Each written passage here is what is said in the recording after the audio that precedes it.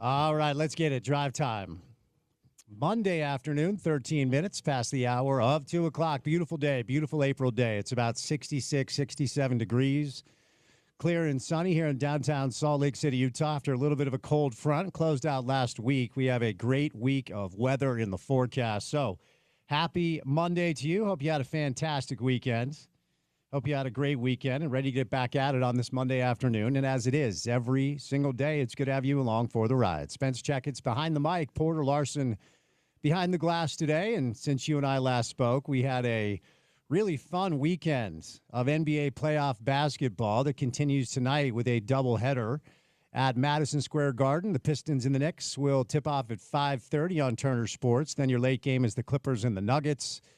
So we'll get to some NBA playoff takeaways. We'll get to some of the conversations that are kind of going around the landscape for pro basketball. Of course, the Utah Jazz, another spring with no playoff basketball here in Utah. That makes 3 straight years, and you might want to buckle up and hold on for the ride because I don't think it's happening anytime soon.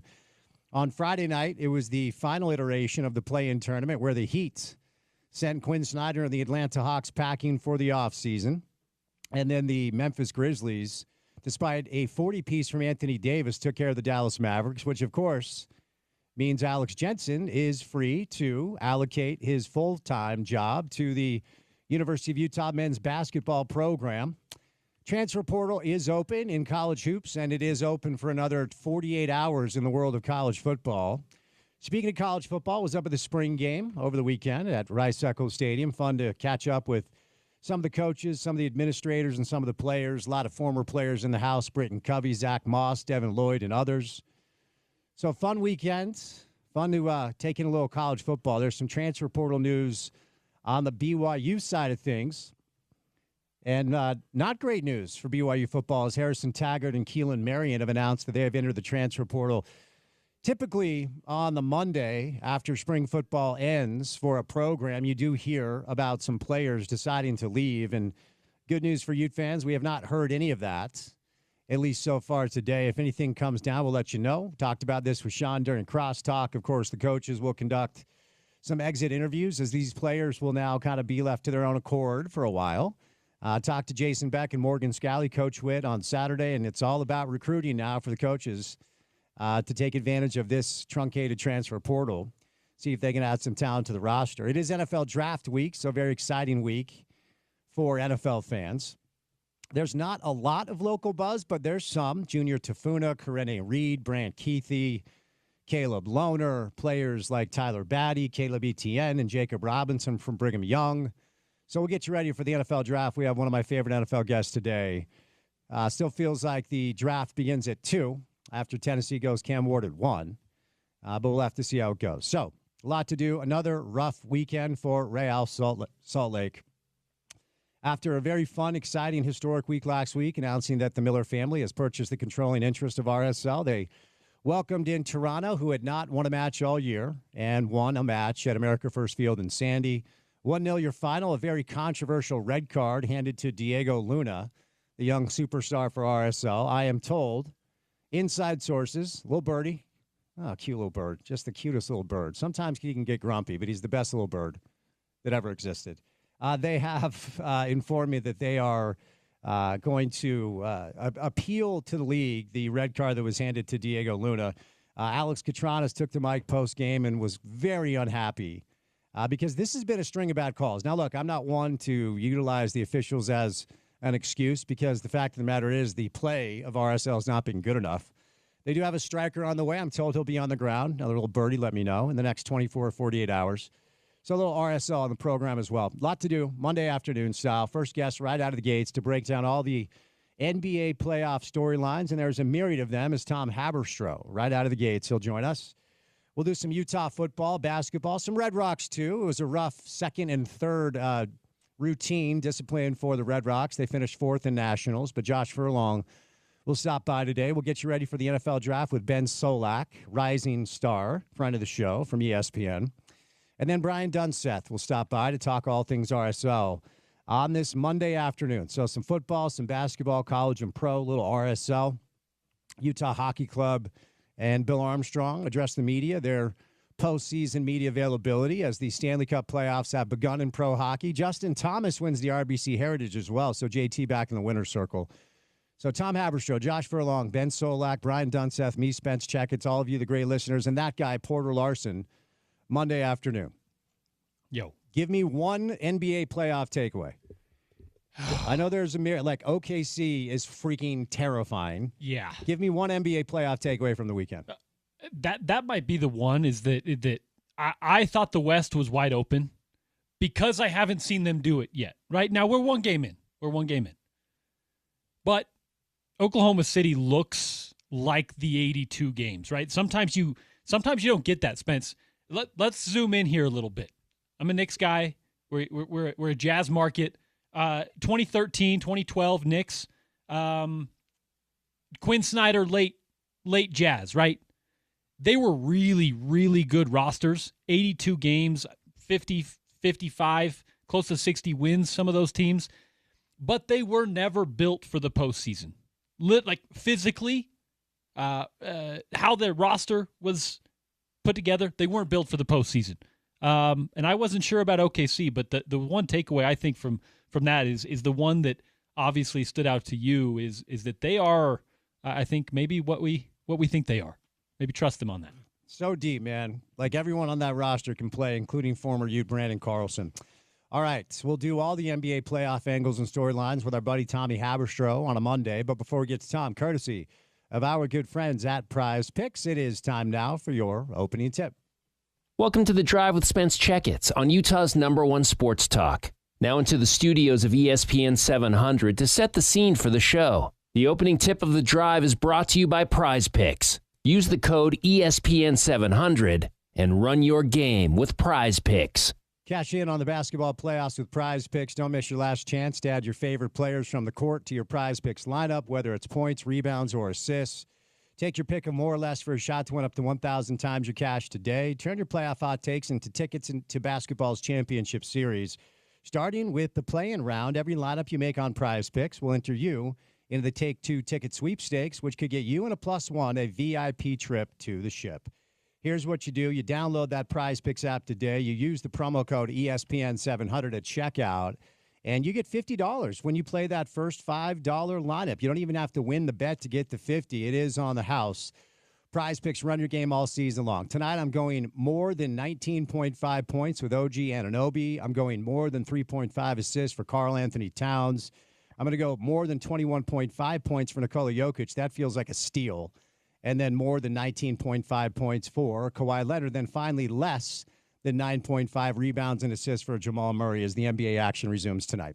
All right, just a couple quick playoff takeaways, and we'll do more on this with Tom Haberstroh coming up. On the Friday before the playoffs, you kind of talk about the predictions, what you think the league is going to look like, who you think is going to advance. And certainly the West continues to be much deeper than the East. The East has some good young teams that are rising up. So just some quick thoughts on Saturday. We saw the Timberwolves going to Los Angeles and just physically push around the Lakers 117-95. And Minnesota, Chris Finch is their head coach. He's been around the block for a long time. J.J. Redick, this is his first go-around as a coach in the postseason.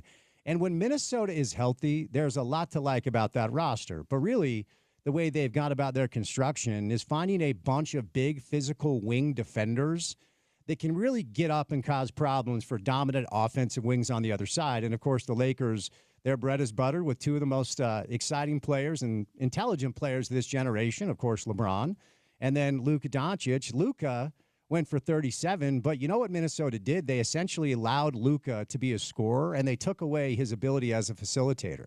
He had one assist, and that was by design. It was almost like they're going to let Luka do his thing, and then they're going to try to crowd the other players. LeBron looked a little disconnected, I'm not going to lie, which was a little bit surprising. And J.J. Redick talked about this postgame that the Lakers were just not ready for the Minnesota Timberwolves' physicality.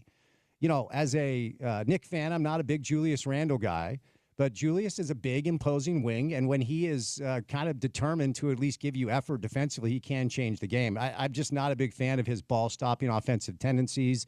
You're not going to get a Jaden McDaniels 11 of 13, 3 of 3 from 3 game more often than not, 25 points, 9 boards, but he did a really good job on LeBron.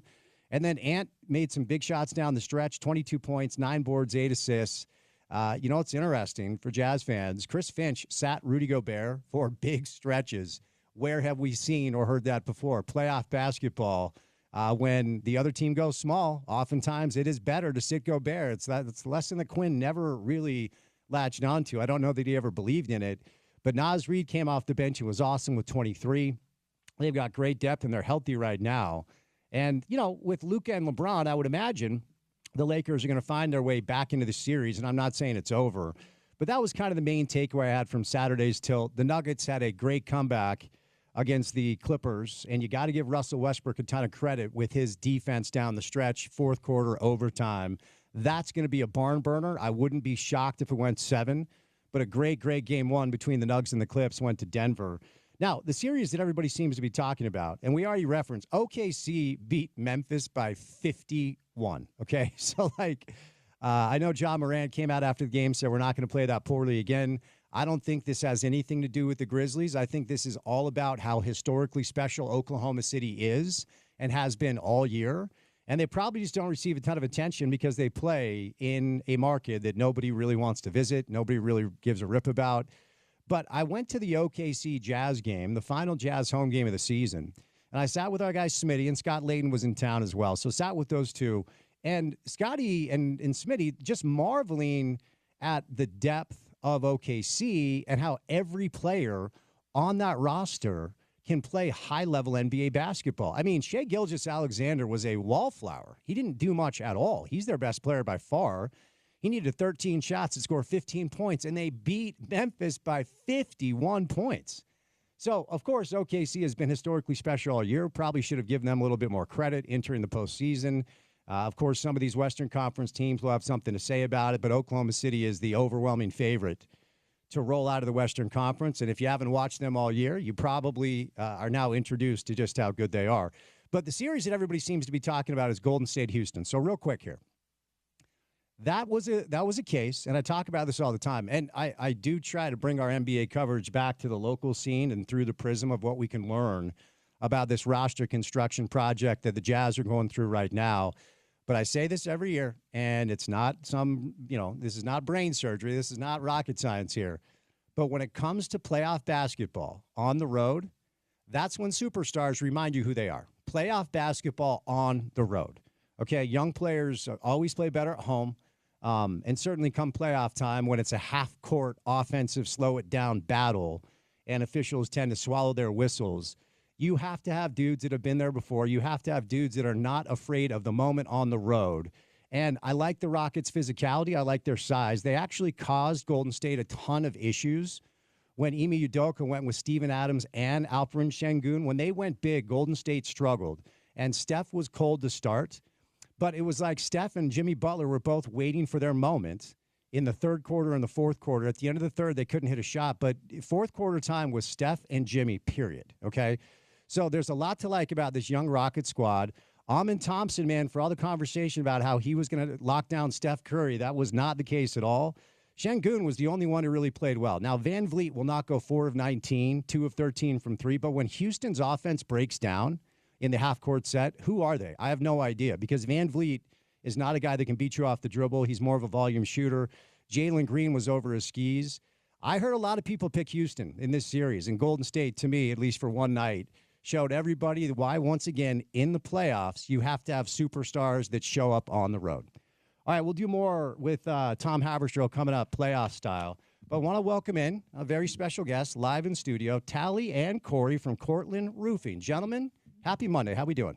Good. How are you? I'm good. Thank you for the time. Basketball fans at all? Football fans? What's your sport of choice? All sports. All sports. Yep. Okay. Are we talking Utes, Cougars? Utes all the way. Okay. Yeah. Very nice. Well, nice to meet you guys. Thanks for coming in studio. So, Tally, I'll start with you. Let's talk about your spring special. What would you like our listeners to know? So, with any roof replacement, we are going to give you free seamless gutters with that roof replacement. So free seamless gutters for the layman. Those are rain gutters. Rain gutters, yes. And that's a big offer, right? Like free rain gutters. What sort of value are we talking about there? $2,000. $2,000. Okay. So spring sale. Okay, so Corey, we'll move over to you. What do they have to do to take advantage of this and actually get the free rain gutters? Yeah, so they just need to call us by the end of the show today.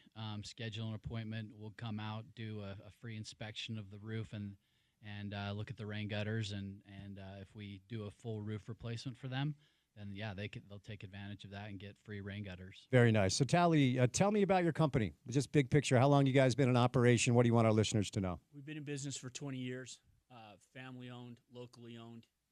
It's really important to us to take care of people, and your roof is an important part of your home.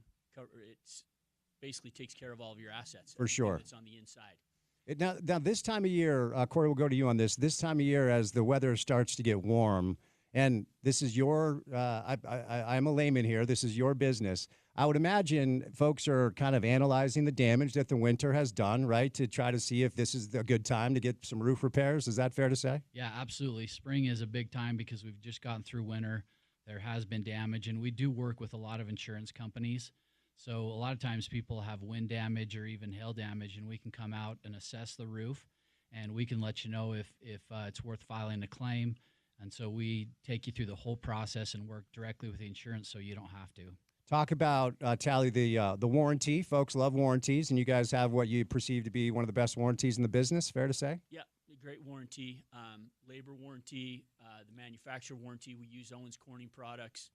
There's a 50-year limited lifetime warranty associated with that, and we're not going anywhere. We'll take good care of you. All right, so it's Cortland Roofing. My guys, Tally and Corey in studio. Here's the deal. The spring sale gets you free rain gutters and a replacement roof. The roof is not free, but the rain gutters are free.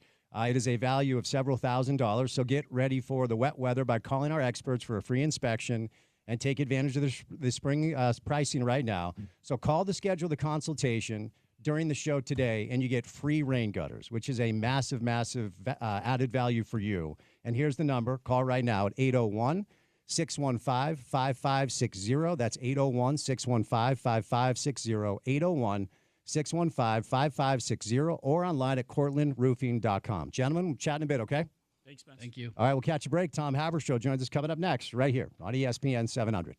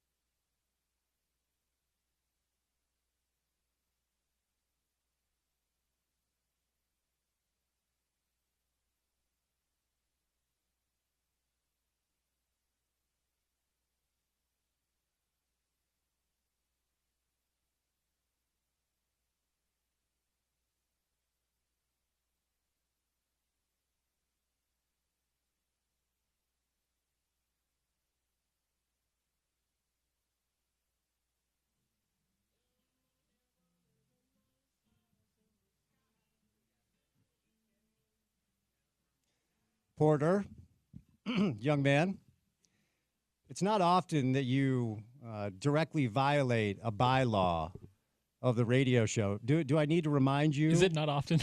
No, it's not. It's not often that you violate one of the tenets of the show. Need I remind you our rule when you decide to go with the greatest live act in the history of music, Dave Matthews Band? Yeah, no hits. I know. Okay, I know, yeah, I know. we subscribe to the Andy Bernard rule about Dave. What's going on with you? I know.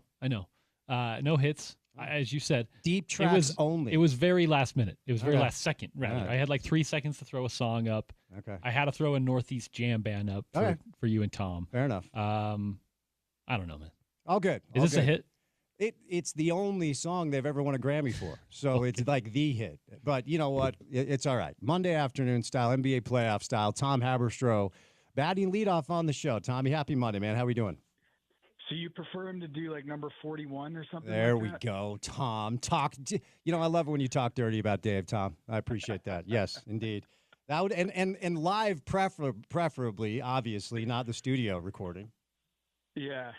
I think number 41 might be my favorite live Jimmy thing or two-step. I can get with any of those. There we go. All right, Tom, I'm going to ask you the question we started the show off with. NBA playoff basketball over the weekend. The one major takeaway for you is what? If you had to kind of hone in on one thing.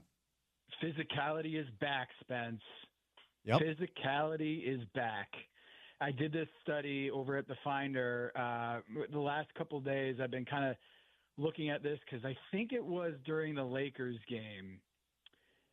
Jay Billis pointed out that they hadn't been called for a foul in like 4 minutes into the second quarter, and he was noting it. And then I tracked it for all the games. It was the fewest field goal attempts for an opening weekend in the NBA playoffs ever.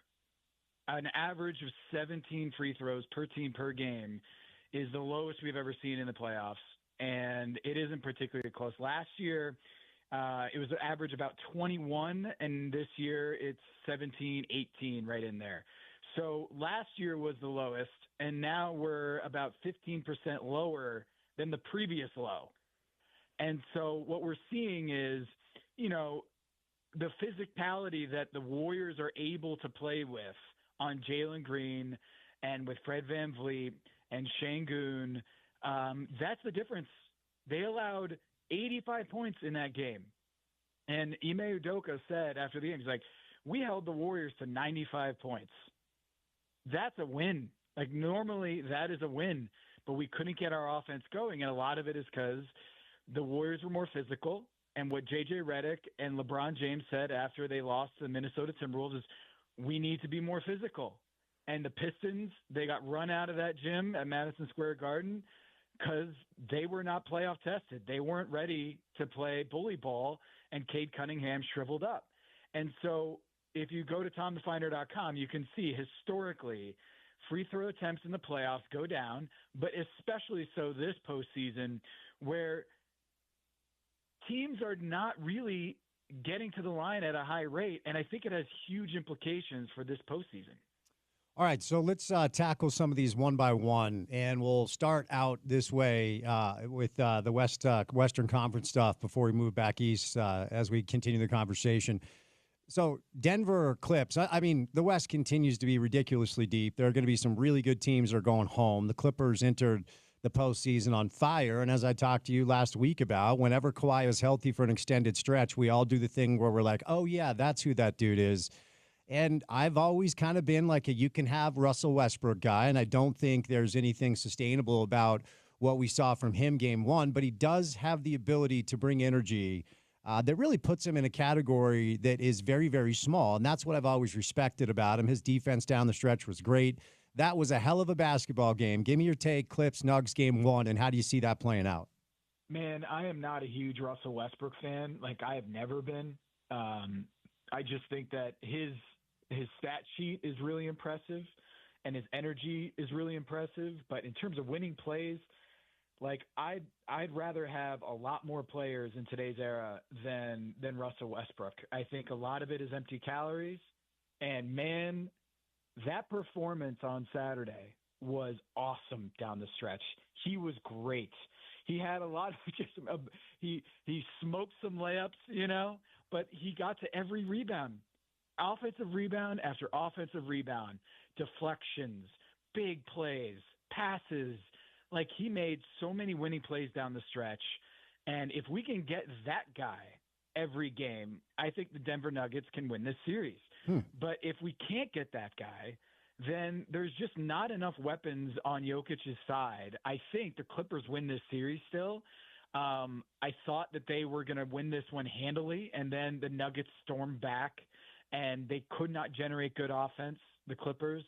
And the energy, the winning plays, they were all done by Russell Westbrook and the Denver Nuggets. And, you know, that tilts the scales. I mean, I never thought we would see Russell Westbrook at this age be the high energy guy making the right play at the right time, but he did. And for that game one, I was really impressed with him down the stretch. Now, there's good stuff and then there's bad, Russ, right? There's the 5 of 17 shooting where he's taking jumpers where they're begging him to shoot, and he has some clutch shots, but I don't think that you're going to be able to rely on that going forward. Like you said, it's unexpected to get that kind of high performance from Russell Westbrook, and you're going to need the complementary players, Peyton Watson, Porter Jr., Christian Brown. You need those guys to show up in game two, or else I think the Clippers are the better team. I think Jokic is the best player in this series, but I think with James Harden, with Zubac, who I think handles Jokic as well as anybody, I'm not saying he's a stopper, but I think Zoo is as good of a defender on Nikola Jokic, and the analytics back that up. I think they have a good shot at winning this series, a better shot than the Nuggets. But Russell Westbrook, man, he had lightning in a bottle for those last couple minutes, and he was awesome. I can understand why there's so many Russell Westbrook stands out there, because you remember the good ones, and in victories you remember the good ones, and you forget all the mistakes and all the dumb passes and all the smoked putbacks and all that. But when there's more, then there are downsides. Man, Russell Westbrook is awesome to root for, and that's what he was in game one. I'm not an emotional man, Tommy, but I will say, as somebody who was courtside for Marcus Camby giving Jeff Van Gundy a black eye, and Jeff Van Gundy holding on for dear life of Alonzo Mourning's leg, watching Jeff wrestle with Nikola Jokic for the basketball, it made me somewhat emotional. It brought a tear to my eye, I got to say. Well, you know what's weird about that is he had a similar thing with Matt Ishbia. Do you remember this? Yeah, yep. Mm-hmm. Ball goes out of bounds and into the stands, and it's Matt Ishbia, the owner of the Phoenix Suns. And Ishbia, who played as a walk-on at Michigan State, was like, nah, I'm not giving you the ball back. And Jokic, there was like an altercation. And then, if you remember, Mark Daigneault, the coach of OKC, tried to like have this hack where they had one of his players, I think it was Dylan Jones, had one of his players stand at the scorer's table to check in and then not check in because they could not stand how quickly the referees would give Jokic the ball on out of bounds. Like on made baskets, Jokic would get the ball so quickly, and the Thunder thought that is not right. Like they got to like give the ball. He has to pass to the referee and get the ball back, and they're not ruling that correctly. So Daigneault would send a bench guy that he had no intention of going to the game, but would send him to the scorer's table because he wanted Jokic to not get the ball so quickly out of bounds. And so this is like the third time that this has happened. And of course, you got Powell, who's Jason Powell, who's the trainer, the head athletic trainer for the Clippers forever, and Jeff Van Gundy now getting with Jokic. This has become a thing. And it just delights me to no end that like the only way to stop or slow down Jokic is to just hold on to the ball for an extra beat, and then you'll finally get your way. You think Jeff gets another head coaching job? Maybe he doesn't want one. I don't know. He's done such a great job, and I'm biased, I will admit it, but do you think there are openings, and there will be more? Do you think Jeff gets a look? I think he does. I mean, you look at, just getting back into the game is half the battle. And I think, he did some Team USA for the select team for a couple years. I think this getting actually within the NBA circle, I think is going to dramatically improve his chances of getting a job rather than trying to hold out for a head coaching gig. You know, this is a weird league, man. Like JJ Redick went from hosting a podcast to becoming the head coach of the Los Angeles Lakers. There is no straight line path to becoming a head coach in the NBA. And it's just, you know, these owners, I don't think they know what they want. And I think there's going to be an owner who wants someone with that name recognition, who's a brilliant basketball strategist, who's a guy that has been around for decades in the league.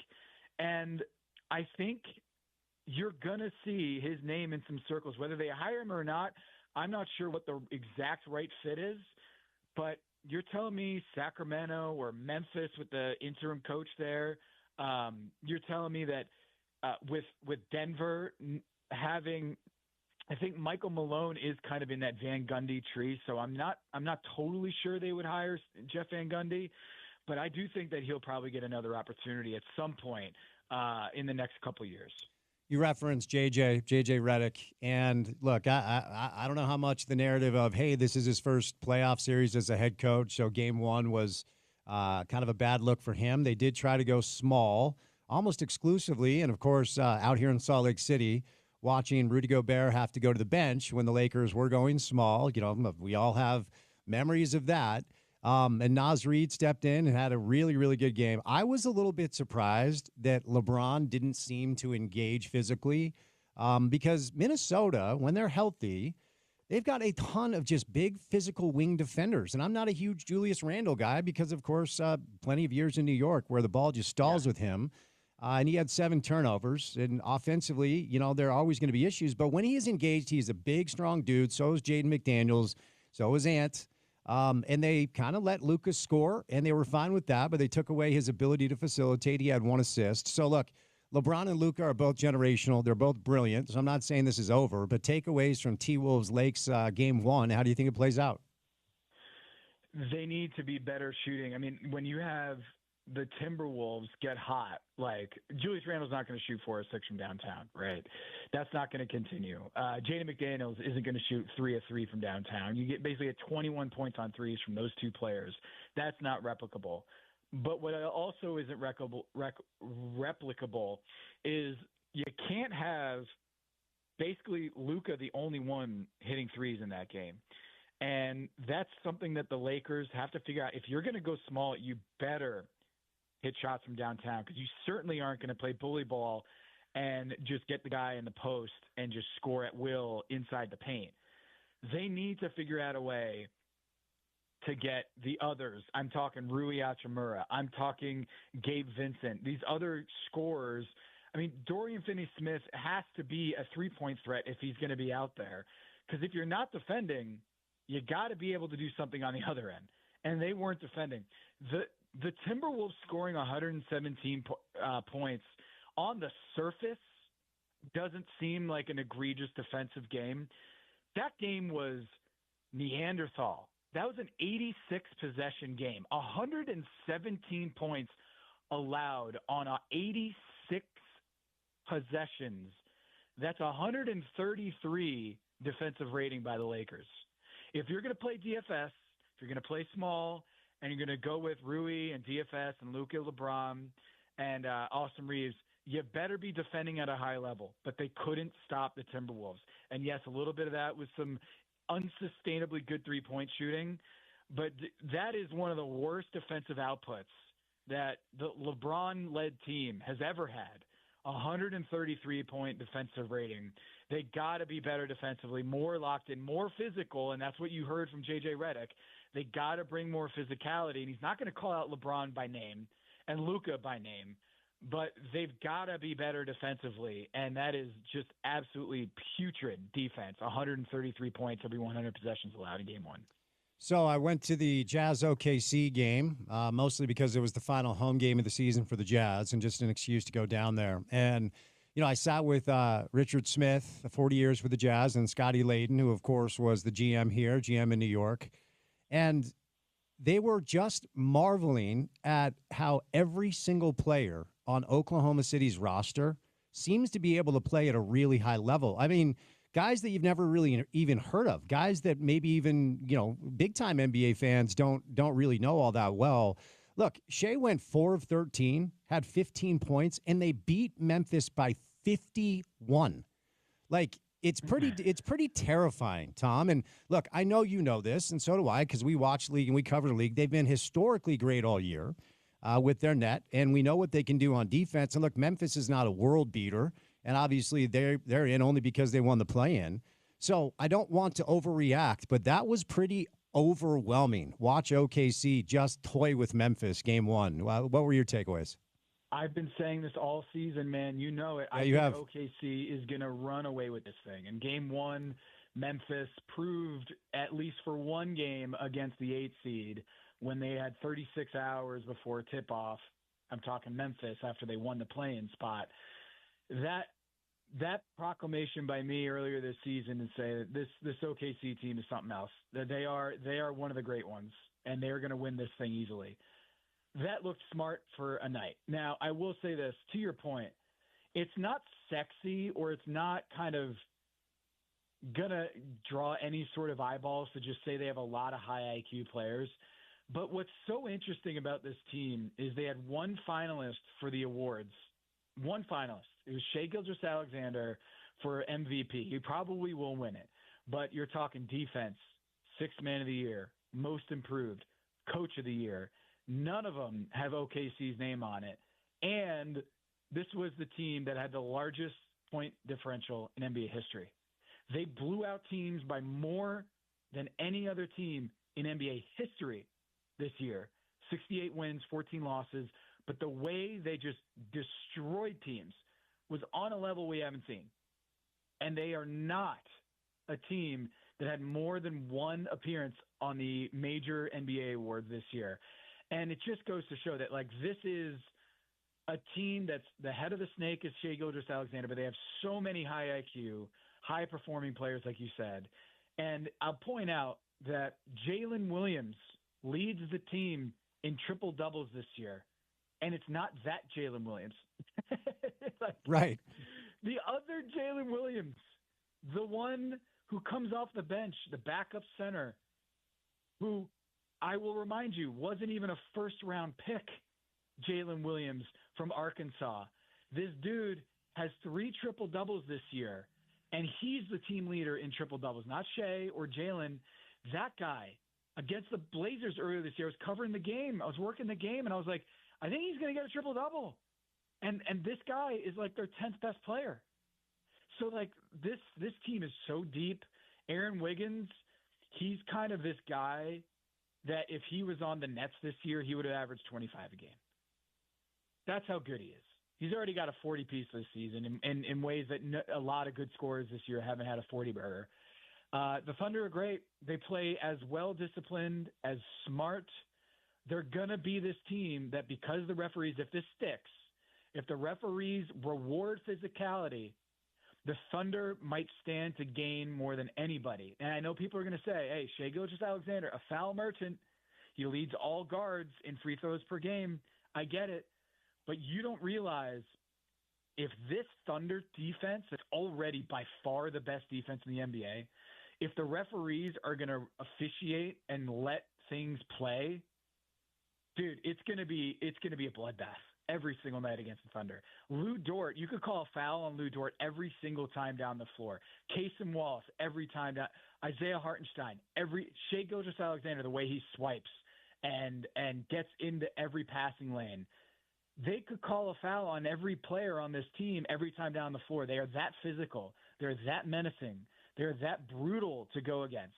And if the referees are going to swallow their whistle in the postseason, like, I don't know how you're going to score against this team. And I feel bad for Ja Morant and the Memphis Grizzlies because I don't think they had a shot. But this is a warning. This is a warning. This is a warning shot for the rest of the league that they took it easy on Memphis and they still couldn't score more than 80 points. If they tried for the whole game, if they played all their guys the whole game, I don't know if Memphis would have scored 60.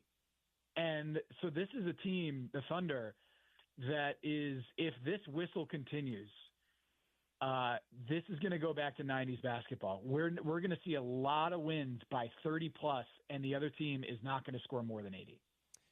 Which should be good news for a team like the Houston Rockets. So let's move over to Golden State, Houston for a moment here, because I heard a lot of people, and yes, Charles Barkley, but, you know, over the years, I've always reminded people that is an entertainment product, and Chuck is the one that guarantees everything and oftentimes is wrong, and I love him. Charles is great. I will die on that hill. But he's not alone. A lot of people thought Houston, with their size, their length, their physicality, they would beat Golden State in round one. Maybe they still will. But, you know, for all the Amin Thompson is going to have Steph Curry in jail conversation. Yeah, Steph had his moments where he struggled.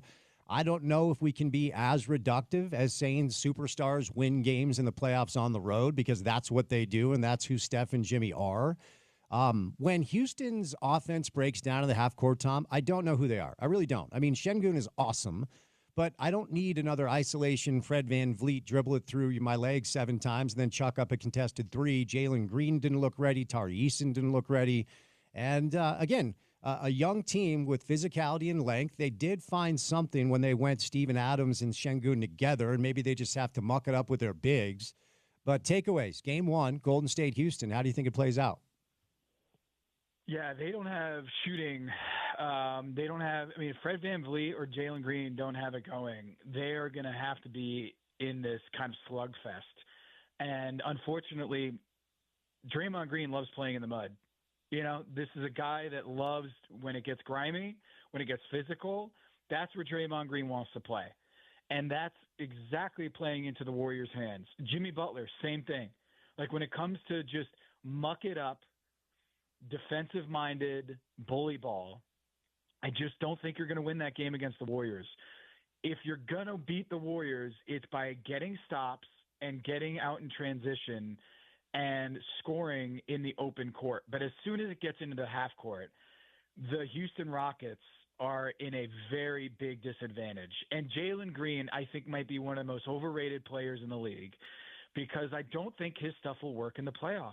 I think in an 82-game regular season, he can get you 20, 25 points. But in the postseason, I just think he's too small, too weak in order to really thrive in the postseason. And I think his trajectory, he isn't at a point right now where he can be a winning player in the playoffs. It's only one game, but he has a lot of bad habits as a scorer, inefficient scorer. And I worry that, you know, the Houston Rockets are going to be the number 2 seed and might get swept here.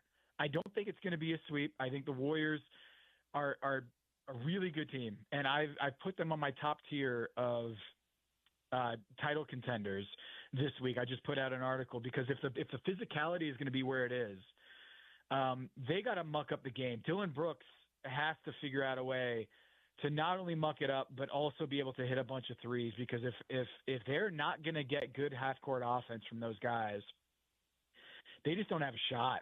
They really don't. And you said it, like, Şengün's a good player, but in order for this team to be a top-tier winning, you know, number 2 seed in the Western Conference and being a team that's going to win at the highest levels, they need better offense than what they had yesterday. And what I will say is this. The Golden State Warriors are great. They are a great team. And still, the defense is amazing in the half court. Look, the Rockets' half court efficiency, 65 offensive rating in the half court.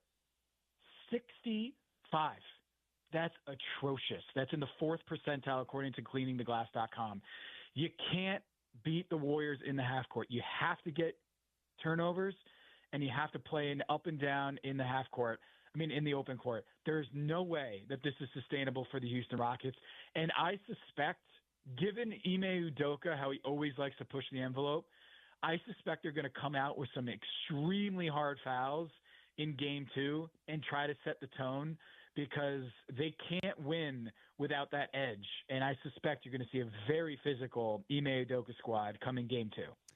Last thing, Tom, bit of a non sequitur, but we'll end on this because I genuinely am just curious. You remember the great Dumb and Dumber comedy, 1994. You and I were in high school when Jim Carrey playing Lloyd Christmas just gently put his finger on the mouth of Mary to tell her to stop speaking. Do you remember that scene? Yes. Every so you're time saying there's a chance. Okay? every time Nico Harrison talks, I just want to gently walk up and just put my finger over his mouth and like, buddy, just please stop.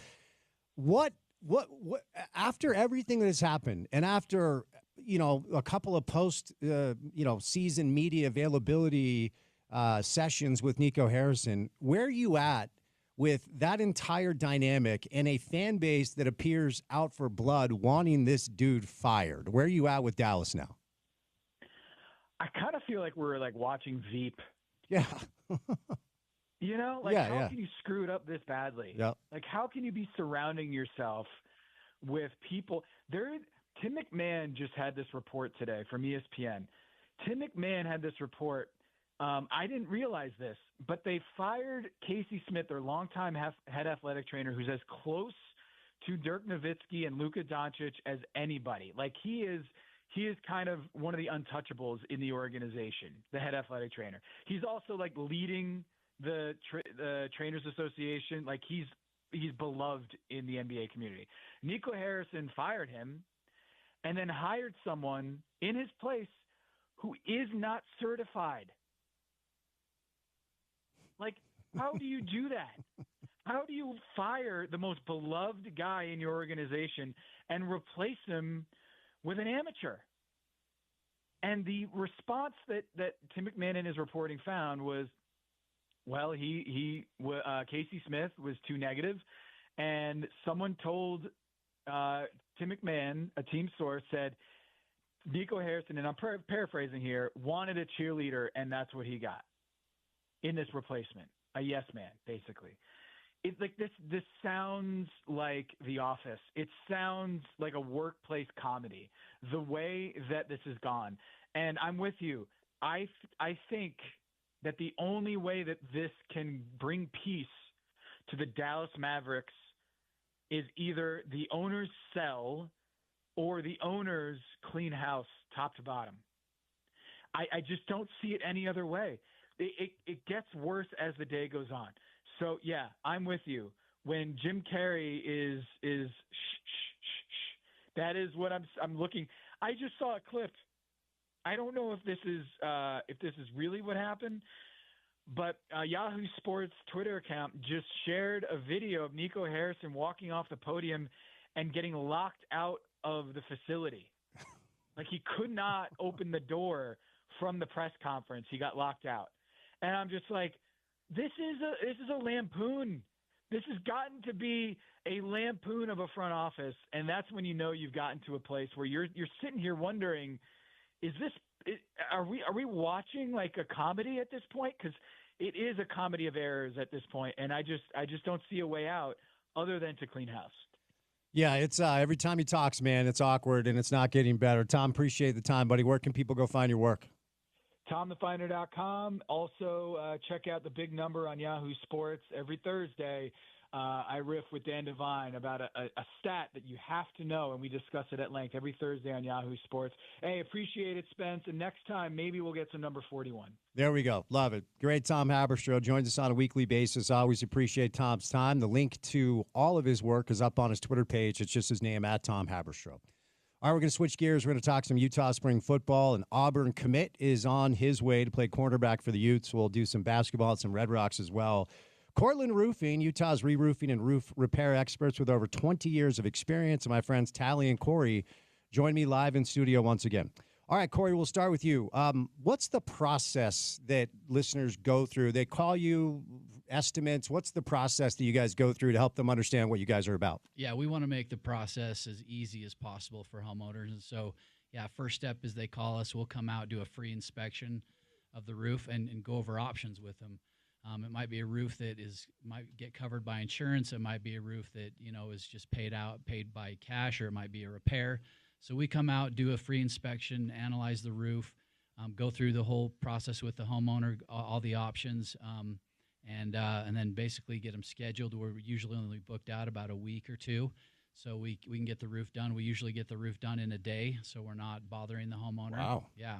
So that's essentially the process of getting your roof taken care of. Tally, let's talk about why it's important to, I mean, it sounds obvious. If you have roof issues and you don't get them fixed, it's a big problem for your home. I'm not a builder, but I would imagine that's safe to say. Why is it important for people to get this done sooner rather than later? You know, Spence, it always happens that the issues arise at the most inconvenient times. Now's a good time to take a look at it, to have it assessed, to get on the schedule, and to plan ahead and to protect those things that are most important. Talk to me, Corey, about the warranty. People love warranties. If they're going to have work done on their home, you guys offer a great warranty, yeah? Yeah, so we offer a lifetime warranty that protects the homeowner in case of any warranty issues where the shingles weren't manufactured properly. But we have an amazing product in the Owens Corning duration shingle that we do on most of our homeowners' houses, and so it is backed up by the best warranty in the country. Tally, tell us about flexible payment options. You know, listeners maybe tuned in right now thinking, I don't know that I have the budget for this right now, but you'll work with people, yes? Yeah, there's some flexibility there. The biggest thing is take advantage of this opportunity to have us come out and take a look at it. There's all kinds of different ways that we can help them accomplish their goal, which is to get on a new roof, and obviously to take advantage of the free gutters that go along with that roof replacement. Now, Corey, we'll end with you. The special that you have, the reason you're in studio today is you don't offer this special very often, and listeners need to know that this is a great opportunity, so unpack it for us. Yeah, so this is an offer just for today. Give us a call, get on the schedule, but we're offering free seamless rain gutters for any full roof replacement. So that's a huge savings, thousands of dollars that we want to offer to your listeners. Literally saving thousands of dollars. Now, here's the good thing. All you have to do is call and get on the schedule. So if you have budget questions, if you have scheduling questions, that's fine. If you need it done immediately, you should call. But if you anticipate it maybe needing it done in like a month or two, that's fine as well. All you have to do is get on the schedule, and you'll get the free rain gutters and literally save thousands of dollars. So pick up the phone right now and dial 801-615-5560, 801-615-5560, 801-615-5560, or online at cortlandroofing.com. Gentlemen, good to see you. Thank you. All right, we'll catch a break. Josh Furlong stops by. Coming up next for some Utah football, basketball, and Red Rocks gymnastics on a Monday. Keep it here on ESPN 700.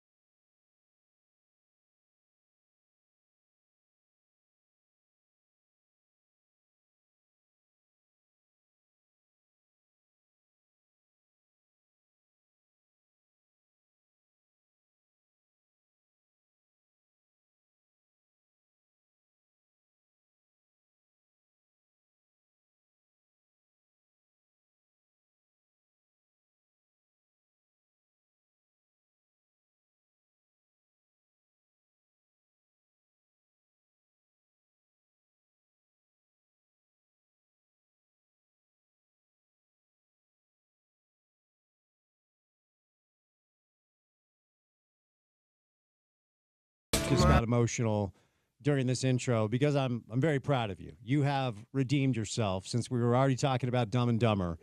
After the faux pas, first bump, you came back strong, man. So good job. It's quite the deep track. Number 41 is. I like it though. I'm also proud of myself. Do you want to know why? Why is that? So you see that Uncrustable sandwich? I do. It's unopened. You didn't try to push it down in the last 30 seconds? No, I went out to speak to our clients who are in studio to see how they're enjoying their experience. And I came back in, I looked at the clock, and I'm Shout out hungry. Portland Roofing. Indeed. And I wanted to eat my Uncrustable, but I realized Josh Furlong was on the phone. So I did not open it and tried to, shove it down in 20 seconds. So I'm proud of you, and I'm proud of me today. I was going to say, we've kept Josh waiting, I think, long enough now. Yeah, let's bring him in. Josh Furlong, happy Monday, buddy. How we doing?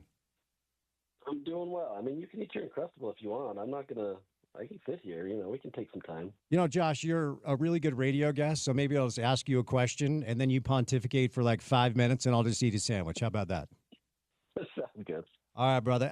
Spring football, saw you up there. The beard looks phenomenal, by the way. And look, every year, spring game, it's just, as you and I have talked about, it's kind of an excuse to talk football. It's an excuse to talk Utes. But were there any Josh Furlong takeaways that you think were actually real, that Utah fans would be interested in on this Monday? Yeah, I mean, I think this one was harder than most just simply because they pared it back a ton.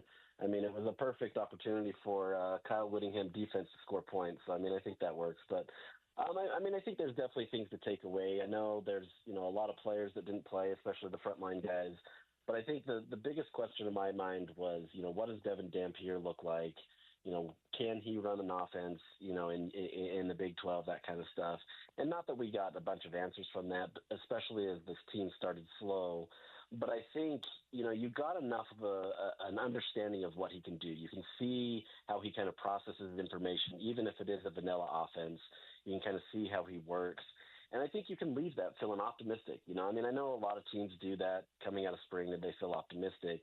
But I think just based on where Utah was last year and just kind of the down and the dumps and everything that Utah was in, this is a great sign of progress. And I think, there's a lot of opportunities for Utah. But with that said, there's still some things that Utah needs to work on. And most readily available is wide receiver. Wide receiver needs to catch the ball. And there's far too many drops for a vanilla-type offense to really give a lot of fans optimism. But at the same time, those things happen. Those things can be corrected. They're not the worst things in the world. But, I mean, if you can't get those things to work, then it's going to be a trouble. But I think just looking at stuff, some of the passes that Dampier made, especially that one to Zach Williams, he made a couple to Luca Caldarella, one being a touchdown. I mean, he's got great touch on the ball. The one to Zach Williams especially, I mean, that was perfectly placed. It was a brilliant pass. It doesn't matter what kind of defense that was. You were able to see some good things from him. So, I left it, feeling wanting more. But at the same time, I think there was enough that it kind of wet the palate, so to speak, and gave Utah fans an idea of what he could be. And I think that says a lot for what Utah can have going into this season, knowing how bad it was last year. How tall is Devin? You were standing next to him for an interview. How tall is Devin Dampier? That's a good question. 5'11", maybe 5'10". Okay. I mean, you could push 6 foot if you have cleats on and stuff. But yeah, I mean, he's not a tall guy by any means. I wonder what your confidence level, because a lot of Devin's damage last year at New Mexico was with his legs. And, the Big 12 is going to be a step up. And the numbers through the air weren't great. The TDs and interception ratio with his arm weren't great. But with what you've seen so far and with what you have learned in your conversations with the staff, how confident are you that he can replicate, / improve his production, even taking a step up in competition? Yeah, I mean, I think there's a lot of optimism about, where he can go in terms of his completion percentage. I got to see a few of that in the spring session where they allowed the media in. And then obviously we got the spring game. And by all accounts, he was hitting his receivers well. He was seeing the targets well. He did throw one interception that I remember, but I mean, it was more of a defensive play than anything. But I think more than anything, based on kind of how this has gone, is he has a phenomenal offensive line in front of him. And so maybe, I can't say that I've sat there and I've watched all of New Mexico's games and the tapes and to see how his passes were gone or different things that way. But I think you're going to see an offensive line that's going to absolutely help him, give him the time that he needs, give him exactly, kind of the spacing that he needs. Utah, in theory, I mean, you'd have to hope that they have a better wide receiver core than what New Mexico had. And so I think just the options alone give him the advantage. And then you get him the opportunity to be in Jason Beck's offense a little bit longer. He's got his quarterback coach that's come with him as well. I think everything is kind of lending itself to him progressing and making that jump. But, it's going to be a completely different ride, going against Mountain West defenses versus the Big 12 defenses. And it's not that he can't make that jump, and he's obviously going against Utah's defense on a weekly basis. It's still TBD, right? Like, it's real easy for you and I to talk in April and say, oh yeah, everything's going to be better. But we all know how this goes, that, you can have a lot of optimism and have a lot of excitement about it, but it has to kind of bear fruit in the fall. So I think everything is tracking that way. I think, everything is good.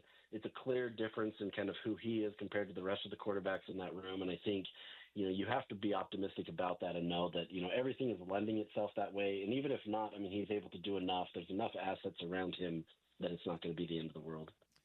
After Brigham Young wrapped up their spring ball, Harrison Taggart and Keelan Marion announced they're hitting the transfer portal. And typically when spring ball is over, that's when you get the news, who's moving on, who's staying. And I'm just wondering, Josh, throughout your conversations with the staff, whether or not if we are planning now for potential contributors, not just fringe guys that maybe not even are going to play, but are you anticipating Utah football losing any players over the next, 48 hours before the window closes?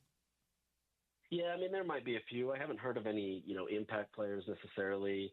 Utah has to cut down its roster, and so there's going to be some of those things where it's either natural attrition or it's Utah kind of saying, hey, we're not going to have a spot for you once this happens. So, I wouldn't be surprised if some of that were to happen.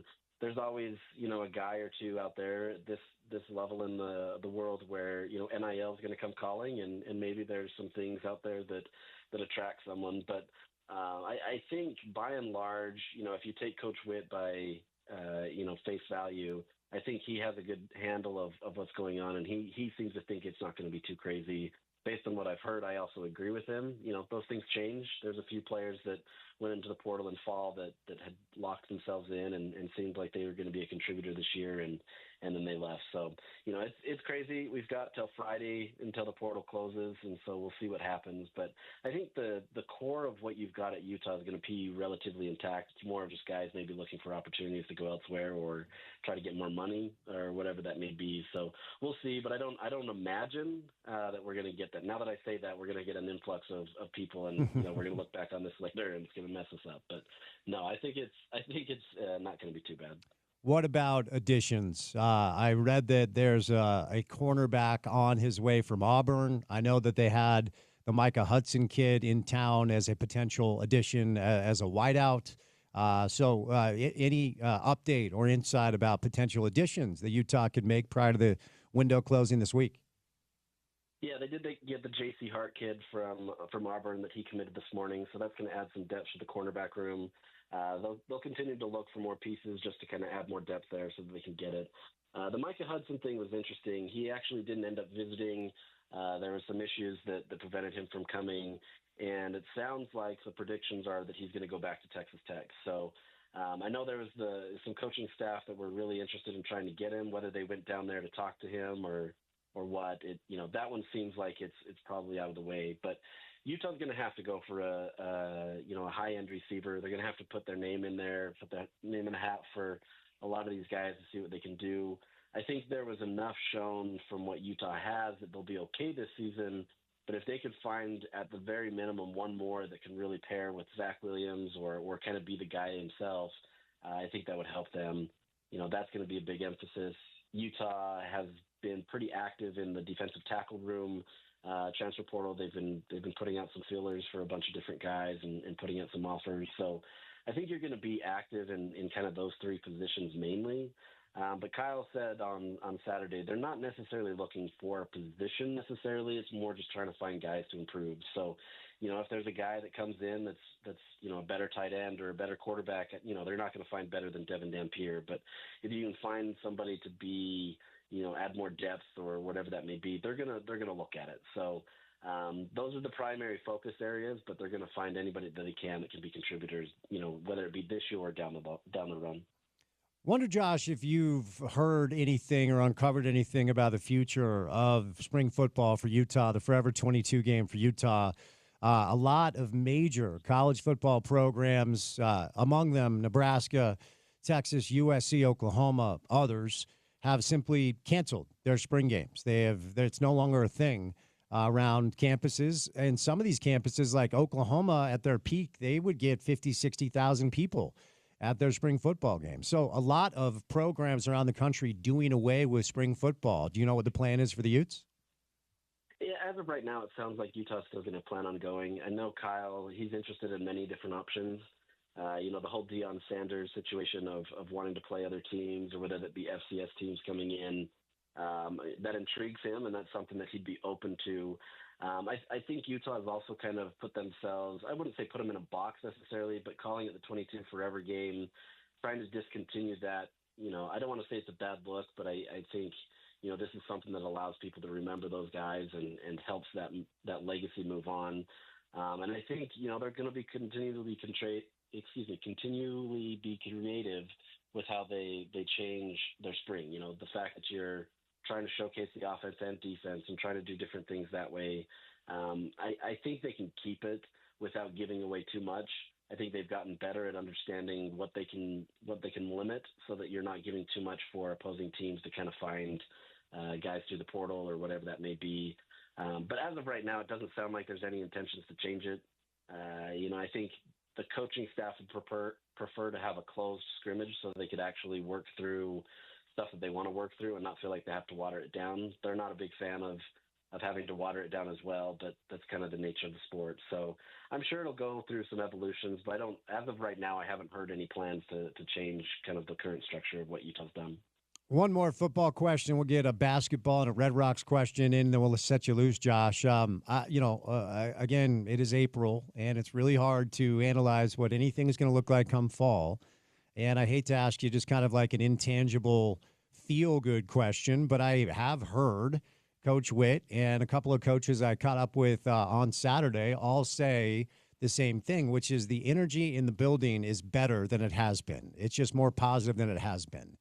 And that shouldn't be taken as a knock on anyone. And I think we can all understand the stress the past couple of years have taken on the program simply because of lack of health and ambiguity around player availability, and then a really, really tough year one in the Big 12. Do you believe them when they say that the energy, I guess the kids say the vibes are high? Do you believe the coaches when they say that leading into the upcoming year two foray into the Big 12 play?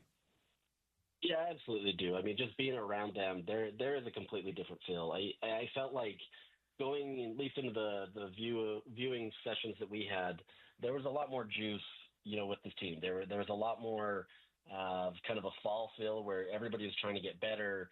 Immediately, it wasn't, we've got this down the road. It was, this matters right now. And so you're getting a team that obviously feels like they need to get improved, but more or less, like, they're all having fun. You can see it in their faces. When you talk to them, they're having fun.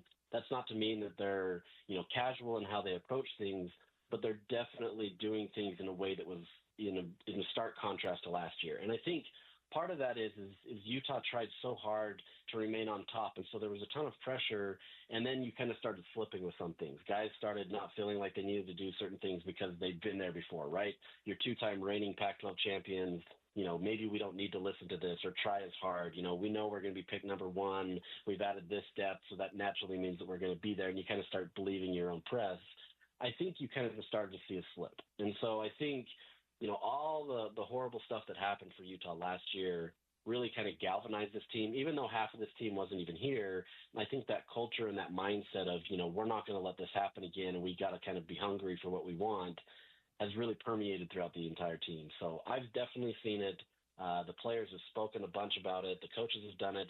But you're also getting coaches that are different. I mean, Mark Atuaya, I mean, he brings in a whole nother level of intensity and personality that we just didn't get with previous coaching staffs, right? Like, he's out there on social media being active. He's trying to showcase kind of how the program is. And I think that transcends down to the players as well, that they feel like that they can be themselves while still playing at a high level for Utah. So, the vibes are immaculate, we'll call it. It's been really good, and I think things are going well for Utah. And obviously we'll have to see what happens when adversity comes. But I think right now Utah's in a much healthier and better place than they have been in the last couple of years. The Memphis Grizzlies beat the Dallas Mavericks on Friday night, which means Alex Jensen is now free and clear to allocate all of his time and energy to his job as the head coach for the Utes. So give us a little bit of an update, Josh. Then I'll ask you about the Red Rocks before I set you loose. Ja'Kai Howard, fourth transfer portal commit, an Auburn kid. I believe they still have 7 roster spots available, ? And we're still kind of waiting to hear whether or not there are more additions to the staff. So now that Alex is on the ground full time, let's get an update on Utah men's basketball. Where are we at with it? Yeah, so there are 7 spots that they can do, but the reality is that's a number that's up from what they've always had. Usually Utah can have 13 scholarships. With this impending House case, that would push it up to 15 total players.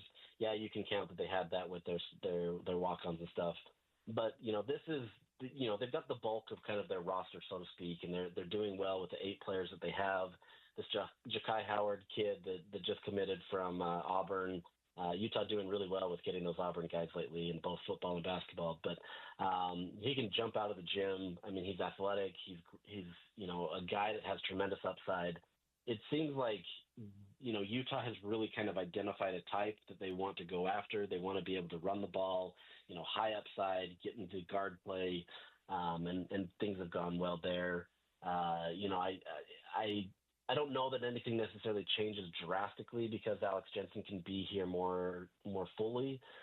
He entrusted his coaching staff, whether that be Rafael Chilius or anybody else, to really kind of take the lead in the recruiting front, and they've done really well even with him not being here full time. So I don't think things drastically change, but I think it now helps maybe whether you be closing deals or just really having a better understanding of kind of where Utah needs to go. But this is a team that I think, you're starting to see the pieces. You're starting to see things come together.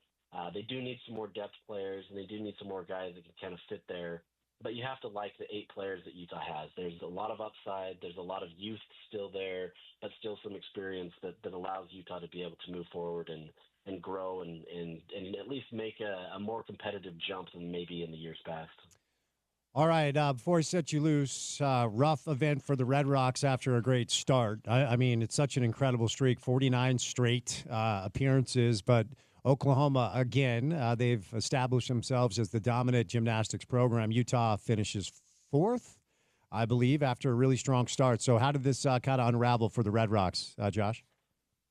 Yeah, this has been an interesting situation for the Red Rocks because, the last 5 years they've been in that last day. 4 of those years they finished in 3rd, and they really wanted to be able to finish more than 3rd this year. And based on their semifinals of getting the top score out of all the teams, there was a real likelihood that Utah could get a championship.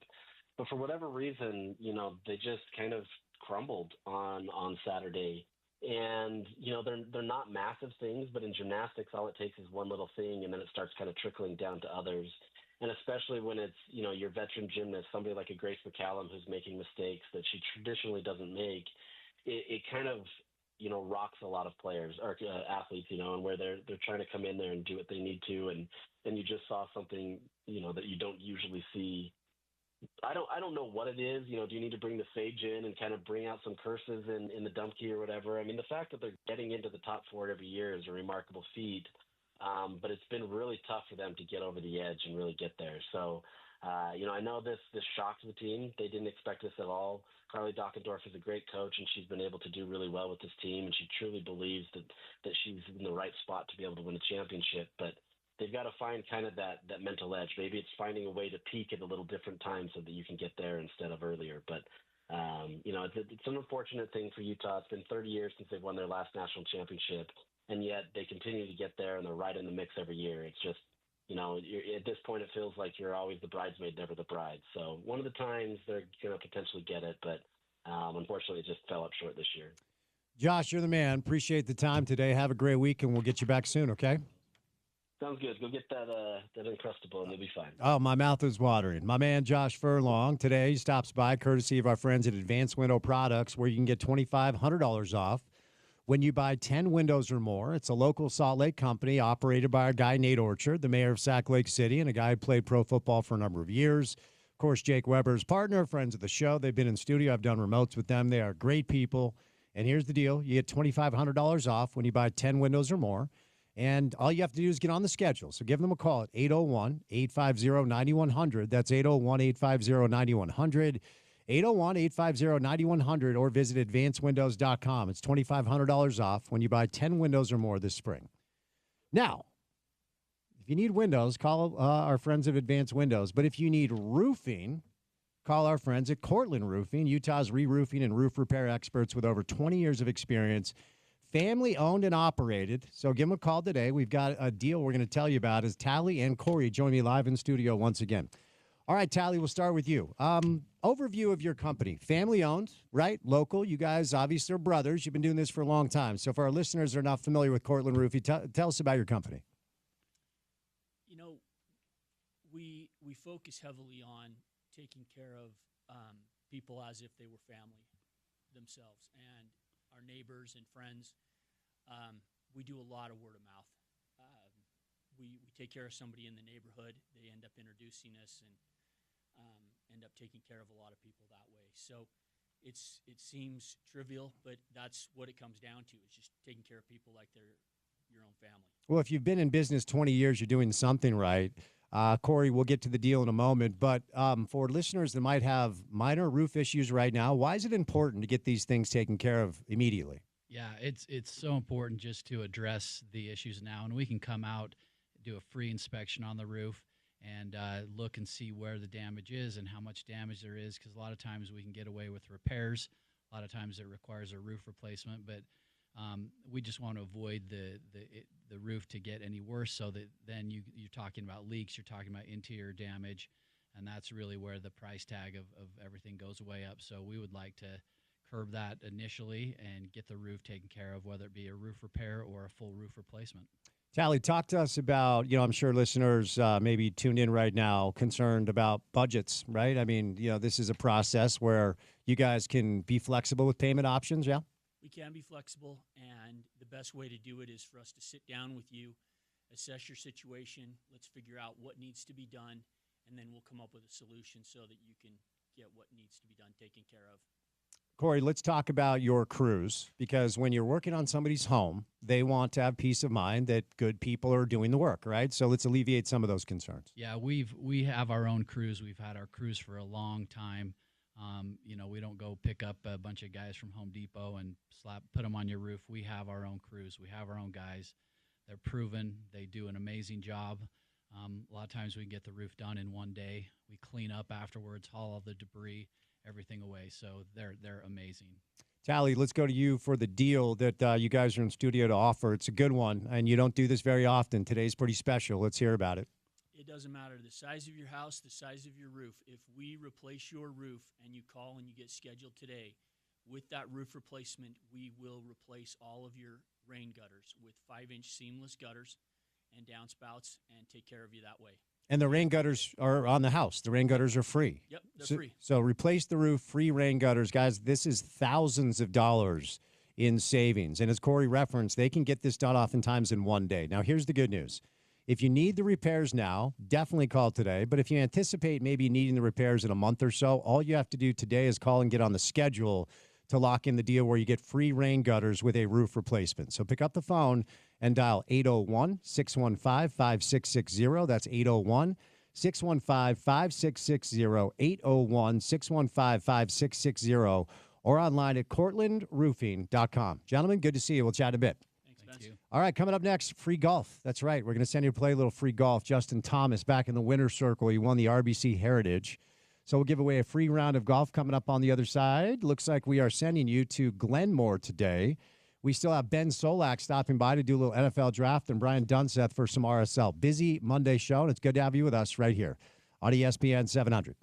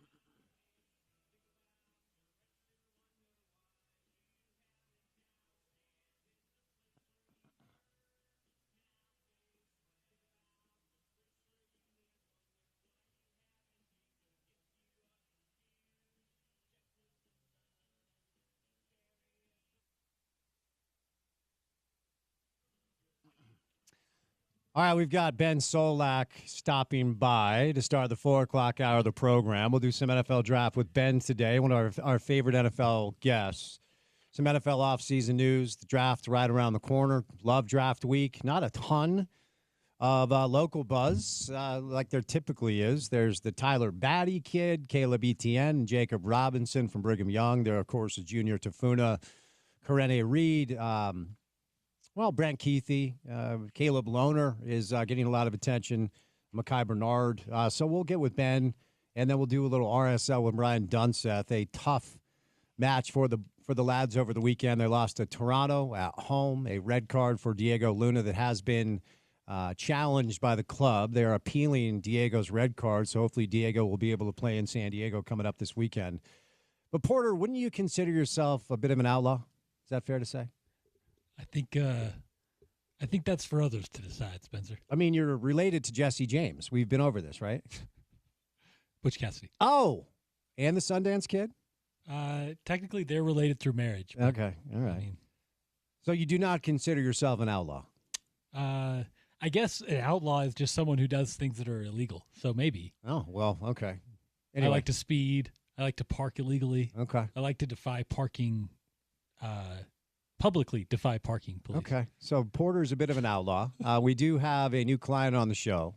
They're called Outlaw Distilling. Excited to welcome them in, a new partner on the ESPN Sports Network. It's Outlaw Distillery, a homegrown, grain-to-glass, nitty-gritty whiskey, vodka, rum, and moonshine. Wow, moonshine. Moonshine Distillery on a Monday, huh? Moonshine Distillery right here in Salt Lake County. Outlaw Distillery, Utah grown with so much history here of cowboys, outlaws, mining, and more. Outlaw has everything on the spirit spectrum, from their spiced rum, vanilla bean rum, Outlaw coffee rum, honey bourbon, barrel-proof whiskey, vodka, and moonshine. They have it all. And they're embracing the Outlaw name by being rebellious and making some very unique spirits that aren't being seen or created by any other distilleries in Utah. Passionate group, we're happy to have them on board. So if you want to try their spirits, you can either find their bottles in the local liquor store or you can book a tasting, and that's the best thing to do. So tell them that I sent you. It's about an hour and a half, and you get to try all their spirits, and you get to keep a shot glass as a souvenir. So get your tour and tasting booked at outlawdistillery.com today. They opened in 2015 as the fourth distillery in the state of Utah, deeply rooted in Utah history and tradition. Even the name Outlaw is inspired by legendary characters such as that guy's distant relative Butch Cassidy, born in Beaver, Utah, and the Outlaw Trails, which served as a primary transportation route for many of the notorious Wild West outlaws. The vision for Outlaw Distillery is clear and help show the world that some of the best spirits can come from one of the least expected places, of course, here in Utah. So our good friends at Outlaw Distillery. Get your tour and tasting booked at outlawdistillery.com today. Tell them I sent you. They're going to hook you up with a shot glass. And we are going to send somebody, one lucky listener, to play a little golf. A free round of golf to Glenmore. So it's our Festival of Tees giveaway. We are doing it every day this spring, sending you to a different golf course every single day. So we'll send you to Glenmore today at 877-353-0700, 877-353-0700. Text in. You know what? Text in your favorite outlaw. There we go. Of all time. Who's your favorite outlaw of all time? Is it Billy the Kid? You're related to Billy the Kid too, or no? I don't think so. Is it Billy the Kid? Is it Butch Cassidy? Is it Jesse James? I don't know that I know any other outlaws. Do you? Come on. Harvey Logan. The great Harvey Logan never gets any love. Kid Curry. Kid Curry? Flat Nose Curry, his cousin. You're making that up. I'm not. 877-353-0700. Text in your favorite outlaw. Porter's going to send you to play golf at Glenmore. So we'll do a little draft with Ben Solak. We'll do a little RSL with Brian Dunseth. So when it comes to the local prospects, it's interesting. Up at the spring game on Saturday, our guy Britton Covey in the house, our guy Zach Moss in the house, Devin Lloyd, among others. And, of course, when those three are present, it makes you remember oftentimes Utah football, entering draft week seems to have a little bit more buzz than this group. Now, Junior Tafuna, when you look at some of the draft grades, Porter, Junior, Karene, Brant, and Caleb, and Mekhi Bernard in the mix as well. But most of the Utes this year have like 6-7 round draft grades. What do you make of the potential for Utah football players maybe potentially hearing their name called in the draft, or do you think most of these guys are undrafted free agents? Yeah, I mean, you're going to see, I would say, mostly undrafted free agents. I do think that Junior Tafuna gets his name called kind of mid-draft range. Karenni Reed and Keithy, I think, have a opportunity to get drafted as well. There's I think a couple fits for Brant Keithy, where if he's available at a certain time, a certain team will pick him. He may not be very high up on like the overall tight end board, specifically because of his injuries and whatnot. But if you'll remember, going into what would have been 2 seasons ago when we thought Brant Keithy might play, he was the NCAA Division I leader at the tight end position in every receiving stat category before he came back, before he tried to come back from that knee injury. So they kind of know what he's capable of. They want to see if he can still do it, because, Spence, it has been 2 years now on the Brant Keithy side. If he performs well and looks good in all of their workouts, I think he has an opportunity to get drafted. Same goes with Karenni Reed, maybe a mid to late round pick. From there, Dorian Singer, Mekhi Bernard, some of the other guys you mentioned, they may get some undrafted free agent or mini camp calls. But I don't necessarily think they'll hear their name on Sunday, unless, again, there's a super specific fit that really like them going through the process. Britton Covey, free agent. I will allow Britton Covey to reveal his plans when the time is right. And Zach has one more year with Cincinnati? Yeah, obviously both those guys going through a really tough year, trying to stay healthy, both of them dealing with actually somewhat similar situations as far as the nagging injury goes. So that's number one with their offseason this year. And then number two is figuring out what comes next for each of those guys. But Zach is under contract with the Bengals. He got a multi-year deal into last offseason, which is huge. Getting into the NFL, the NFL's 4-year when you get paid after your career. What's the word I'm blanking pension. on here? Pension. Looking for the NFL pension. Pension. He's locked and loaded there. You got to get it, man. I always feel bad for our guy Britton Johnson, not Britton Covey, because Britton Johnson was just like a couple of months away from getting an NBA pension, and unfortunately, but made good money overseas. And there are stories like that. It's one of the more under talked about, because I don't think fans give a rip to have pension talk on sports talk radio. But that's a life-changing thing. If you can play long enough, if your tenure's long enough, where suddenly you're paid the rest of your life, a stipend every month to live, it's one of the benefits. Utah football did land a commit for their 2026 class. Preston Pitts is his name. The Utes had a bunch of commits, or I should say a bunch of prospects in town over the weekend for that spring game. And the good news about this Monday, and we'll have to see how the week plays out, because the transfer portal is open in college football throughout the course of the week. And usually what has happened ever since the transfer portal became a reality of this sport is that when programs end their spring session, players know exactly what sort of hand they've been dealt, whether or not they're going to play, whether or not they have received a better offer from different schools. And BYU wraps up their spring ball, and they hear pretty quickly that Harrison Taggart, an Oregon transfer, as a linebacker who had a really good year for Jay Hill's defense last year, is getting gone. He's in the transfer portal, as is Keelan Marion, who is a dynamic wide receiver and a kick returner as well. So some bad news for BYU today, but nothing on the Utah front, which is really good news. Now, nothing yet, okay? So Coach Witt, Morgan Scalley, Jason Beck, they're going to have their exit interviews as the players will kind of be on their own for a little bit when it comes to spring ball ending, and, kind of the things that the coaching staff is asking of them. And then after the exit interviews, potentially we'll hear something. But no news in that direction today for Utah football, which is really, really good. Cooper Flagg has declared for the NBA draft. I don't know that anybody is surprised about that. Of course, the NBA playoffs roll on tonight with a couple of games, doubleheader. You're going to see the Knicks and the Pistons at MSG. And then it is the Nuggets and the Clippers. So the next date that is interesting for Jazz fans will be May the 12th, when we find out the lottery order and whether or not that 14% chance for the Utah Jazz will bring them the number 1 overall pick and hopefully Cooper Flagg. They cannot fall any further than 5. They will have a top 5 pick. And the Jazz, as a result of, I'm sure nobody was paying attention to this, and I don't blame you. The NBA draft tiebreaker was today, and the Jazz learned the fate of their 2 second-round picks. So the Jazz second-round pick this year, which is 31st, goes to Minnesota, and that's part of the Gobert deal. So as of right now, the Jazz will have the 43rd overall pick in the second round and the 53rd overall pick in the second round. So those are second rounders. The second round, it's hit or miss. Of course, we have had some good second round picks around here, namely Paul Millsap, the best player in pro basketball. Nikola Jokic was a second round pick as well. So we know the fate for the Jazz in the second round. Now we wait for May the 12th to find out what their lottery selection is going to be. And don't forget, we're going to have great draft coverage for you guys that night. Myself, Bill Riley, Gordy Chase, and Richard Smith. And there's a chance we're going to be out and about on location. So if you want to watch the Utah Jazz draft, hopefully the next superstar for the market, stay tuned for more information.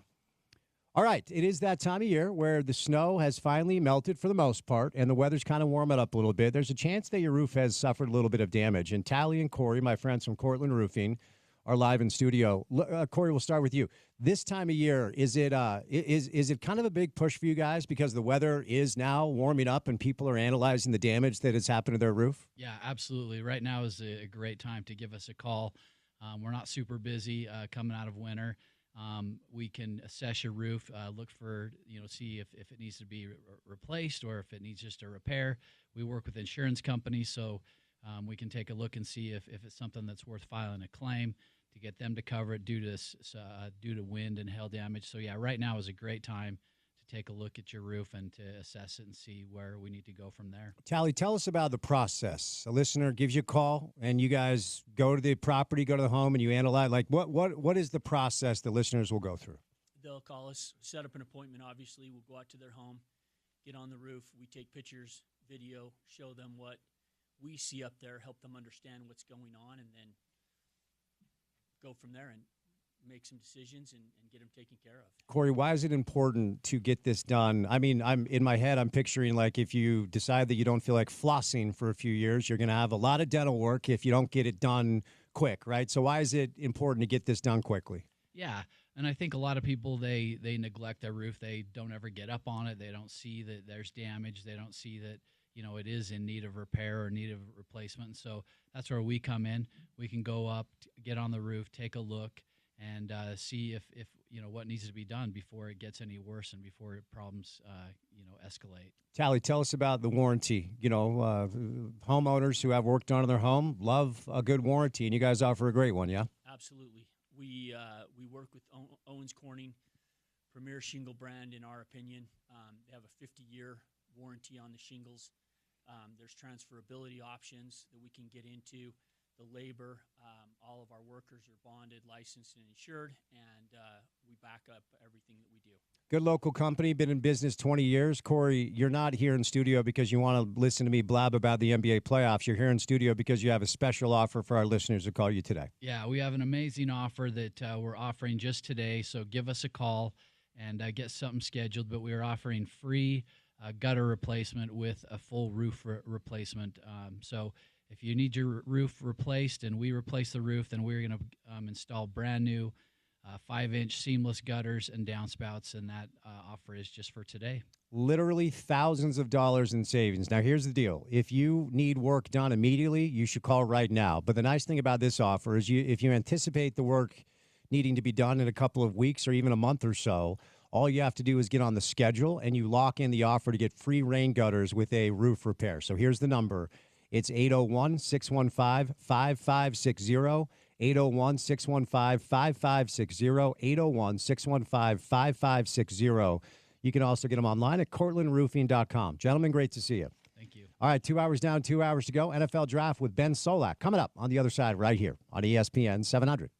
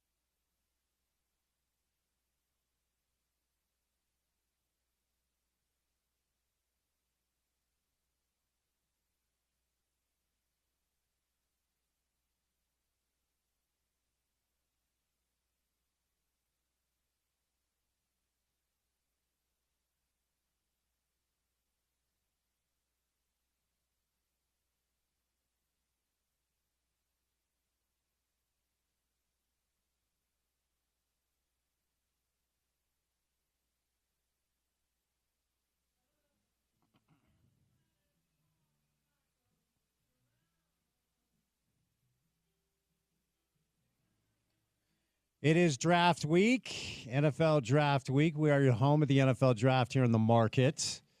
Not a ton of local buzz, little local buzz though, but let's bring in our next guest, one of my favorites to talk football with on a Monday afternoon.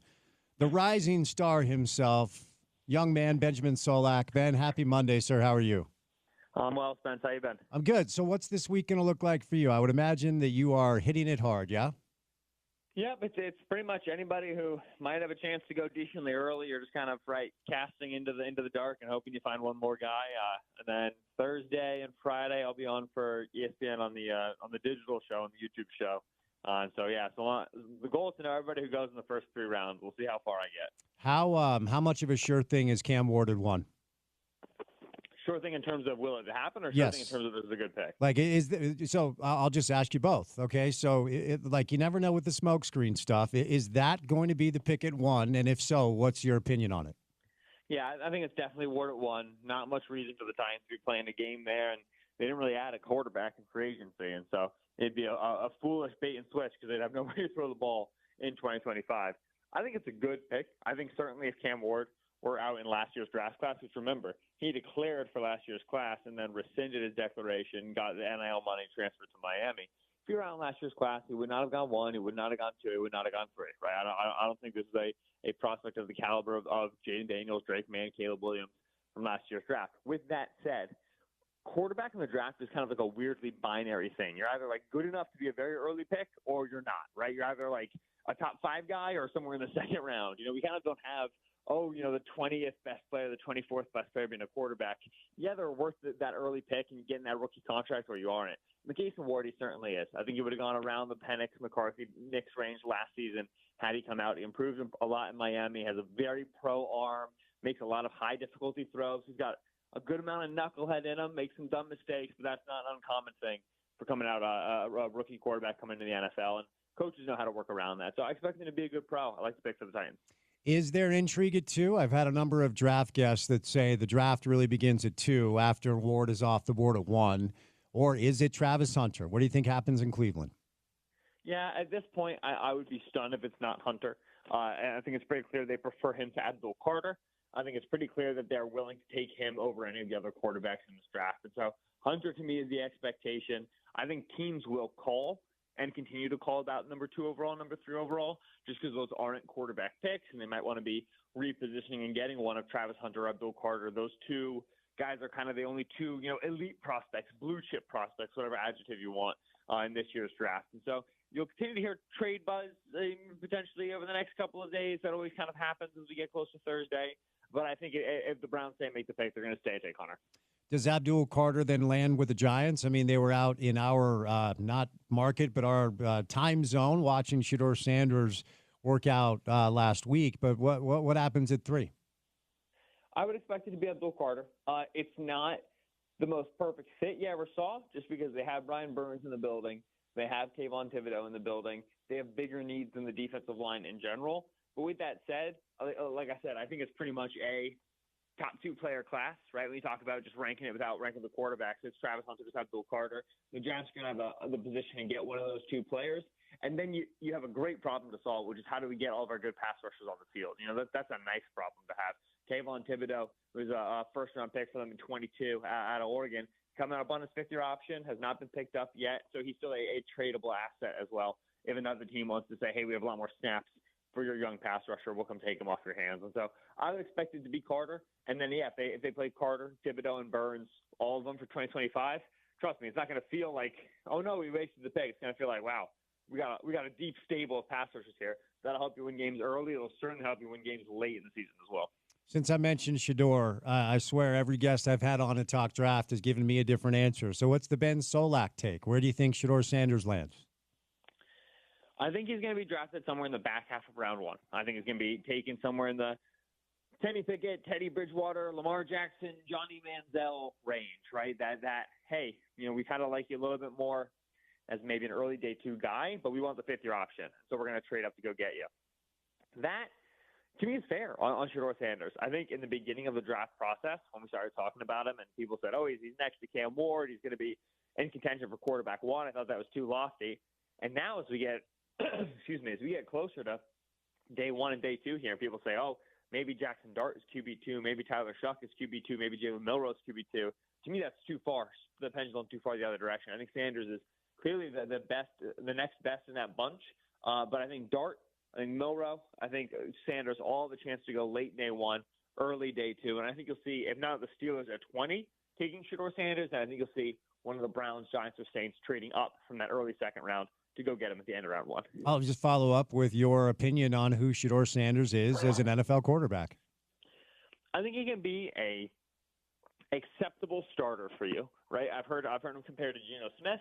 I don't think that's picture perfect. I think Geno a little bit bigger, a little bit more physical, likes the pocket a little bit more, and just in general a little bit more accurate on the downfield throws than Sanders is.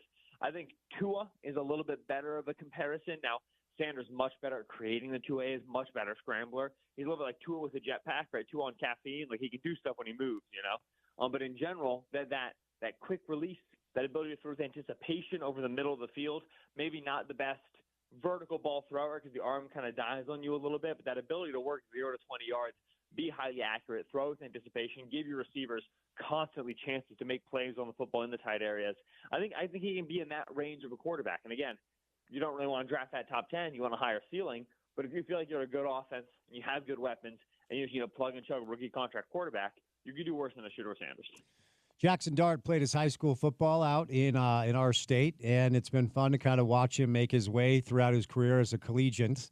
I'll ask you kind of the same question, your opinion on who he is as a pro, and you referenced a couple of landing spots. What's the most likely spot for Jackson Dart? Yeah, Jackson Dart's got that whip-like release, right? That release is very, very fast, Aaron Rodgers style. Makes him a very good RPO quarterback. He doesn't need to be connected to the ground to zip that ball in there. He can throw from some weird platforms, and then he's a tough son of a gun, man. He is tough as nails. If he needs to hang in the pocket for an extra half second, take a big shot to let a receiver get open, he will do it every single time. So he's a highly competitive player. He has some translatable skills. In that Ole Miss offense, you did not see NFL throws. You did not see NFL processing, right? Some of that is Dart. Some of that is the nature of the offense. So there's a lot of projection involved when we talk about taking Jackson Dart from the college level to the NFL level through a lot of vertical routes that were wide open, right? It was one of the highest quarterbacks in terms of rate of targets wide open down the field college had in all of last season. And again, it's going to get a lot tighter in the NFL. The margins are going to get a lot thinner. So to me, Dart is a project quarterback. Dart is the sort of guy that I want to draft and then maybe start in year 2 after he's had a year to acclimate himself to an NFL playbook, long NFL play calls, NFL routes, so on and so forth. I think the Saints have clearly been a little bit more interested in Dart over the other teams, and also makes sense for Dart because they can play Derek Carr for another year if he's healthy. They can play Spencer Rattler, who played for them a lot last season, for another year, and bring Dart along slowly. That Kellen Moore offense, a lot of quick throws, a lot of RPOs. That's where you want Jackson Dart to be. And so to me, project player, more so the player that I'd like to take on day 2. But if he goes in that Drew Lock range, right, 43 overall, early second-round pick, that's kind of the quarterback tax right there. In 10 years, Shedeur Sanders, Jackson Dart, who will have had a better career? I would bet on Sanders, but I would personally not like to make a bet there at all. I think when we start talking about these quarterbacks who go later than the top 10, destination is destiny, right? Asking that again in 2 weeks when I know which team each one went to, I'll give you a much more confident answer. Cause I'll like the offensive infrastructure. I'll like the coaching staff, the opportunity for development, right? It's kind of like, hey, you already know if a quarterback is drafted by the Jets, that guy ain't going to be good. Sorry, Spence. But, like, that's just kind of the nature of destination being destiny. And so right now I don't feel great about making a pick on either one. But if you tell me, hey, one of these guys gets drafted to be the developmental quarterback in Los Angeles with the Rams behind Matthew Stafford, yeah, I'm going to take him to be the guy who's going to, develop nicely. He's got the right bedrock around him to grow. Now, your point is well taken. If destination is destiny, the Jets are destitute. I know that. But since you brought it up, what do they do at 7? What do you think they do? So I think if Armin Membu, the right tackle out of Missouri, remains on the board, then to me that's the best marriage of need, team fit, overall prospect value. That'd be the player that I would circle for that. And you remember Aaron Glenn and Tanner Engstrand, and they're both coming from Detroit. What was the first thing Detroit did when Dan Campbell got there and Brad Holmes got there? Take the tackle. Penei Sewell. We're going to start building this thing from the trenches.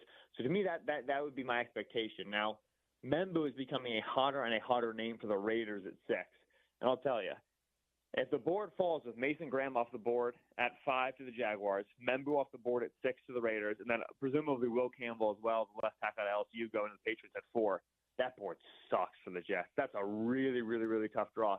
You start talking about taking a tight end top 10, Tyler Warren or Colston Loveland, man, that is lofty for a tight end. You start talking about the rest of the corner class, Will Johnson and J.D. Barron. Those are not guys who are traditionally top 10 picks. This class is not very top heavy. It does not have a lot of elite talents. So some of these teams in the back of the top 10 are going to just be dealt really tough boards because there's going to be players who usually go like 15 overall and that's it. And you could see that happening to the Jets. And so I like Membu, the right tackle out of Missouri, for them. If he's not there, I would expect effort on a trade back because I just don't think the board's going to come nicely to him. We finally heard from Aaron Rodgers, and thank God for that. I wonder, Ben, how you digested the story that Aaron told about his meeting with Aaron Glenn, and does that shed any insight, any light on the approach that Aaron Glenn is going to take as the head coach of the Jets? All I know, Aaron Rodgers complained about having to fly to New York on his own dime and then getting stiffed.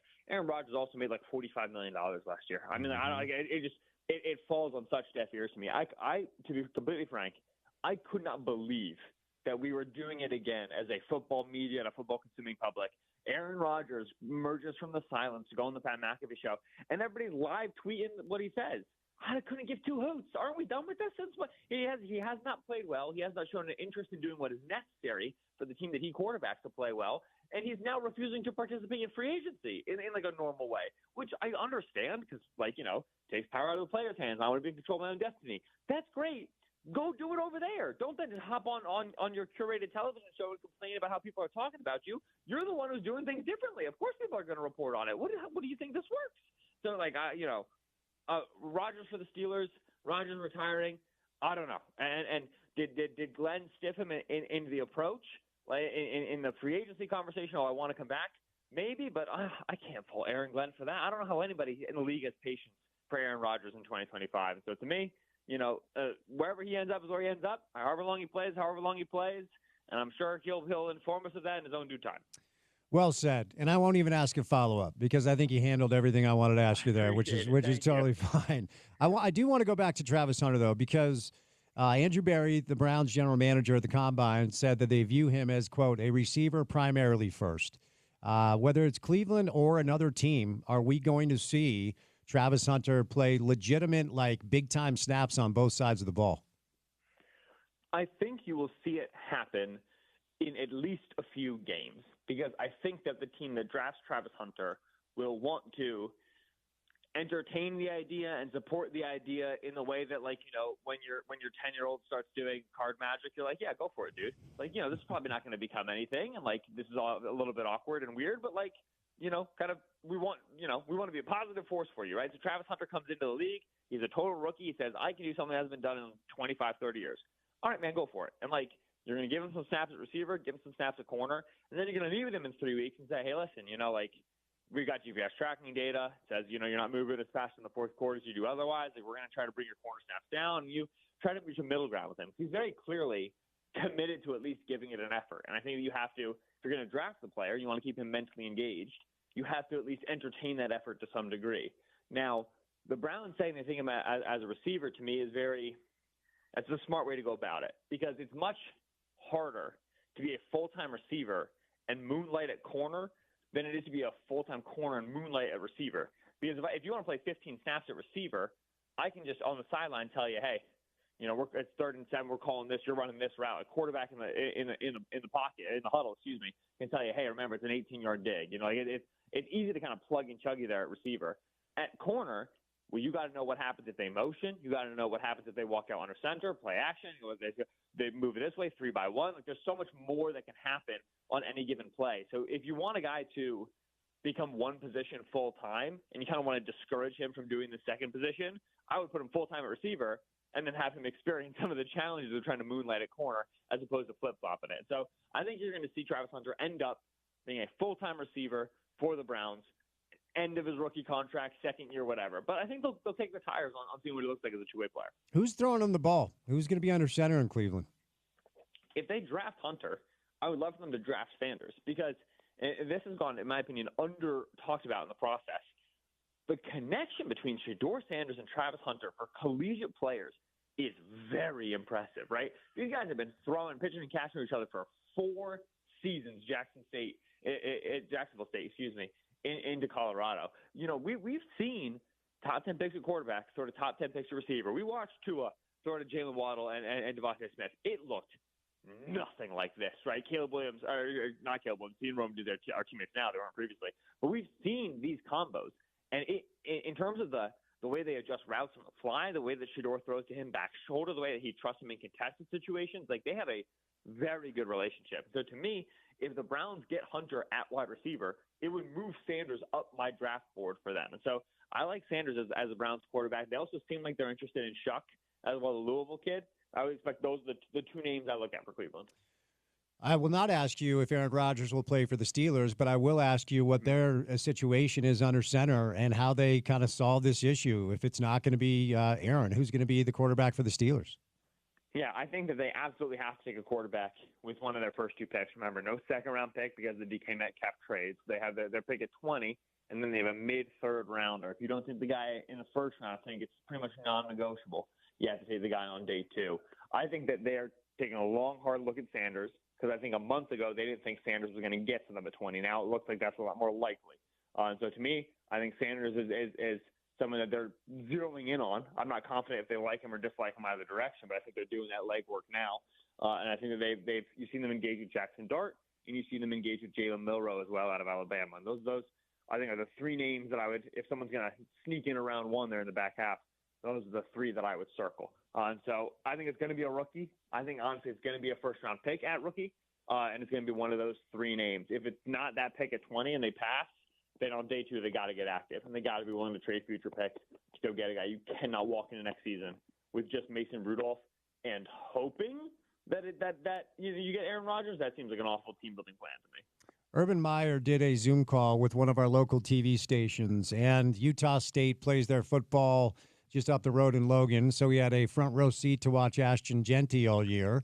And Urban was, I'll say, effusive with his praise for Ashton Genty out of Boise State. What's the Ben Solak take on his pro potential, and where do you think he's drafted? Ashton Genty's an excellent prospect. I don't think he's at the level that Saquon Barkley was when he came out of Penn State, Ezekiel Elliott when he came out of Ohio State. Those 2 players went 2 and 4 respectively. But in this draft class, he's certainly one of the 3-4 best players in the class, and you expect him to go top 10. This is everything you want in a bag of chips in terms of a running back prospect. He's going to do a really good job in the NFL, turning penetration plays into 2-yard gains, turning 2-yard gains into 5-yard gains, 5-yard gains into 10-yard gains. He's going to do exactly what you want an early drafted running back to do.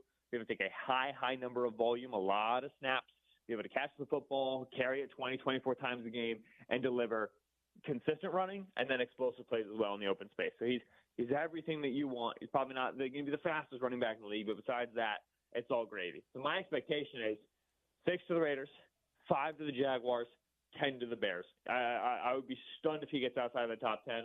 And honestly, if he gets past 6 with the Raiders and he's available 7, 8, and 9, would not be surprised to see a team try to trade up in front of the Bears to go get the guy because he'll be viewed then as a blue chip player who's falling. Cowboys at 12 want to go move up, get their future Ezekiel Elliott. Would not bother me at all. With the remaining few minutes, Ben, I have you. I will ask you about a couple of teams locally that are of interest. And since my producer is a lifelong suffering Dallas Cowboys fan, I believe they have 10 or 11 picks, if I remember correctly. So what do you think Dallas needs to come away with as far as when the draft is complete? How do you think they handle their business? Yeah, 10 picks for the Cowboys. 6 of the 10 are round 5 and later, which to me indicates a team that's going to be willing to trade up and is going to be willing to sell some of those picks to make moves. Now, they've been most paired to wide receivers, right? Namely Matthew Golden out of Texas, been a little bit of Tedderell McMillan out of Arizona, but I think Golden is chalk now for them as wide receiver 1. So wide receiver is a big need for them. 3-down running back is clearly a need, right? Javonte Williams and Miles Sanders, the only additions to a really empty room at this time. Now, it's a good class for 3-down running backs. They don't need to go there round 1 to go get that player. I would say day 2 is probably what they're hoping to target. And then corner is a need. You have a good player in Trayvon Diggs and a good player in DeRon Bland. Diggs come back from a pretty major injury. DeRon Bland is entering a contract year. Depth got tested in a real bad way last season. They struggled a lot to cover. And their ever-consistent nickel corner, Jordan Lewis, is now a Jacksonville Jaguar via free agency. So to me, I've got 3 corner positions that by 2026, I might not feel good about any of them. So I'd also expect decently early pick on the corner board. Again, I don't think it's going to be round 1. I think it's going to be receiver. But day 2, it's a very good class for corners on day 2. A lot of developmental guys. Would expect the Cowboys to go there. Niners have 11 picks. As you point out in your piece, it's a big draft for them. Of course, they had to pay their QB, so they've got a lot of holes. How do you think San Fran handles this week? They've just lost so many snaps on the defensive line. And now with, Dre Greenlaw and Talanoa Hufanga are both gone to Denver. Tarvarius Ward, the corner, is left for Indianapolis. They are just bleeding snaps on the defensive side of the ball. To me, I'm using all 11 picks, not all 11, but a lot of my 11 picks, and taking that shotgun approach, right? I want to make a lot of selections and just pour those resources onto the defensive side of the ball. I want to be able to add multiple pass rushers to support Nick Bosa, right? I want to be able to get a developmental linebacker behind Fred Warner, a guy who can take some outside corner snaps to help Bernardo Green. Like, you need to inundate the roster, the defensive side, with youth, because the way you survive Brock Purdy contract part 2 is by being cheap enough on defense to then spend the money on offense. So that, to me, has to be the approach. Last one, Ben. I'll set you loose after this. I know you're busy, but there's reason for optimism in Denver for the first time in quite some time after the rookie season of Bo Nix, and they've got 20 in round 1. They've got, 7 overall picks from what I'm reading here. How do you think Denver handles this week before I set you loose? So Denver's been rumored as one of the only teams that's kind of interested and willing in trading up, which I think is sharp. I think it's going to be an easy year to trade up because everybody else wants to trade down. So I think the price is going to be pretty cheap. They should be adding splash players on offense, right? They did a really nice job scraping it together, and Sean Payton finding clever ways to work around, Marvin Mims Jr. and Javonte Williams and Jaleel McLaughlin and Adam Troutman and Lucas Kroll, right? They had bodies, little Jordan Humphrey. They had Cortland Sutton, who was kind of the tent pole of the whole offensive operation, and other than that, they were just kind of scrounging it together. So you have depth. Now it's time to add impactful players. Let's add guys who cause problems, right? In free agency, they kicked the tires on the wide receivers. It was a very bad receiver class. And then Evan Ingram was their addition at tight end. 2-year contract. It's not that big of a financial commitment. And Ingram's not the playmaker that he used to be. So to me, I'm looking at Omarion Hampton, the running back out of North Carolina, both the top tight ends, Tyler Warren out of Penn State, Colson Loveland out of Michigan, and then the top receivers as well, Matthew Golden out of Texas, and Tedero McMillan out of Arizona. I'm saying, listen, if I need to trade up, I'll trade up. I want an impactful, 3-down, scary guy. When I go to play January football, playoff football, the opposing defense has to worry about this dude. I compare him with Cortland Sutton, become that much more dangerous on offense. Make a big move, make a big splash, go attack those offensive need positions. That'd be the plan for Denver. Ben, you are the man. Great stuff. Excited to follow your work this week, and be good, man. Keep it up, okay? Thank you, Spence. You take care. All right, the great Ben Solak over at ESPN. That guy has been coming on our show for a long, long time, ever since he was just a kid in this business. It's been really fun to watch his stock grow, and he does great work. There aren't a lot of, there isn't a lot, I should say, local buzz with the players available in the draft. Utah with Junior Tafuna, Karene Reed, Brant Keithy, BYU with Tyler Batty, Caleb Etienne, and Jacob Robinson. I've got a mock pulled up right now, and I don't see any local players off this mock board until 199, where Caleb Etienne is off the board for the Chargers. So we are your home of the NFL Draft in the Market. Don't forget, it's such a great event, and it's a great time to be hopeful. If you're an NFL fan, Junior Tafuna off at 248 to the New England Patriots. So that would be 6th round, I believe. All right. Before we catch a break, Ryan from the Dish Professionals rolls by. Here's the bottom line. All you do is dial 801-424-DISH, and then Ryan will tell you how he can save you a bunch of money on a bunch of different things. What's going on, Ryan? Spence, thanks so much as always. Great opportunities. The promotions are large. They're big credits. We've got this awesome price guarantee program. And, guys, if you haven't seen it, all of the prices have gone up. YouTube TV is now as expensive as Dish, and you don't get quite the DVR. The system works so much better. It's auto-hops commercials, auto-records your games. You can have access to all the streaming apps built into the system, which makes it simple and easy. Call us up and upgrade. Get the biggest DVR out there. It's easy to use. It's got a great voice remote. Plus, you can access all of your content with the Dish Anywhere app, and this also works on a Fire Stick, so it's pretty slick how the whole system works. Call us up for that. Plus, internet options right now. Guys, I have over a half a dozen in Utah. This means most likely I have a very good solution for you, and it's probably a lot cheaper than what you're currently paying.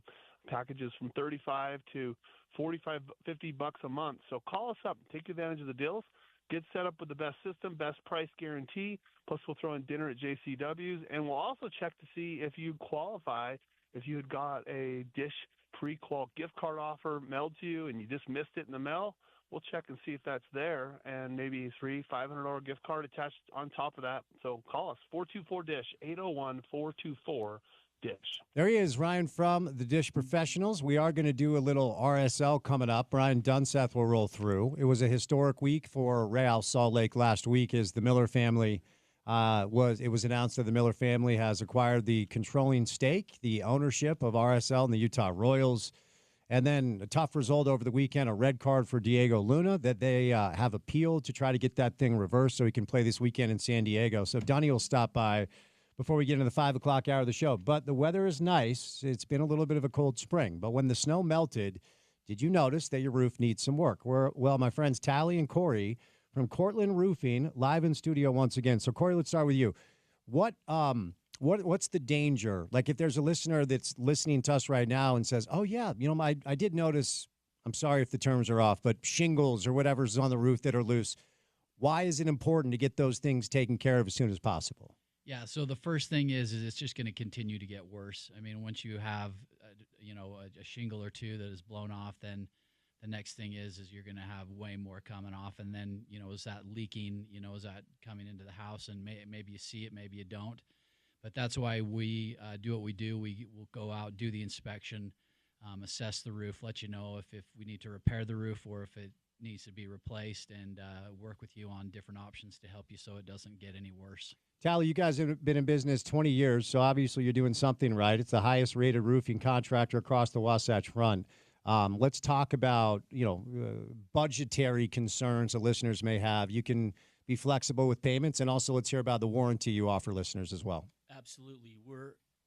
Let's get your roof taken care of. Let's assess the situation and then come up with a way to make that come to pass, and then obviously give you a great warranty so that you don't ever have to worry about it. If you do happen to have a shingle that comes off or there's something that concerns you, you call us. We'll get it taken care of. We're backed by Owens Corning and their warranty on their product and our commitment to service and taking good care of you.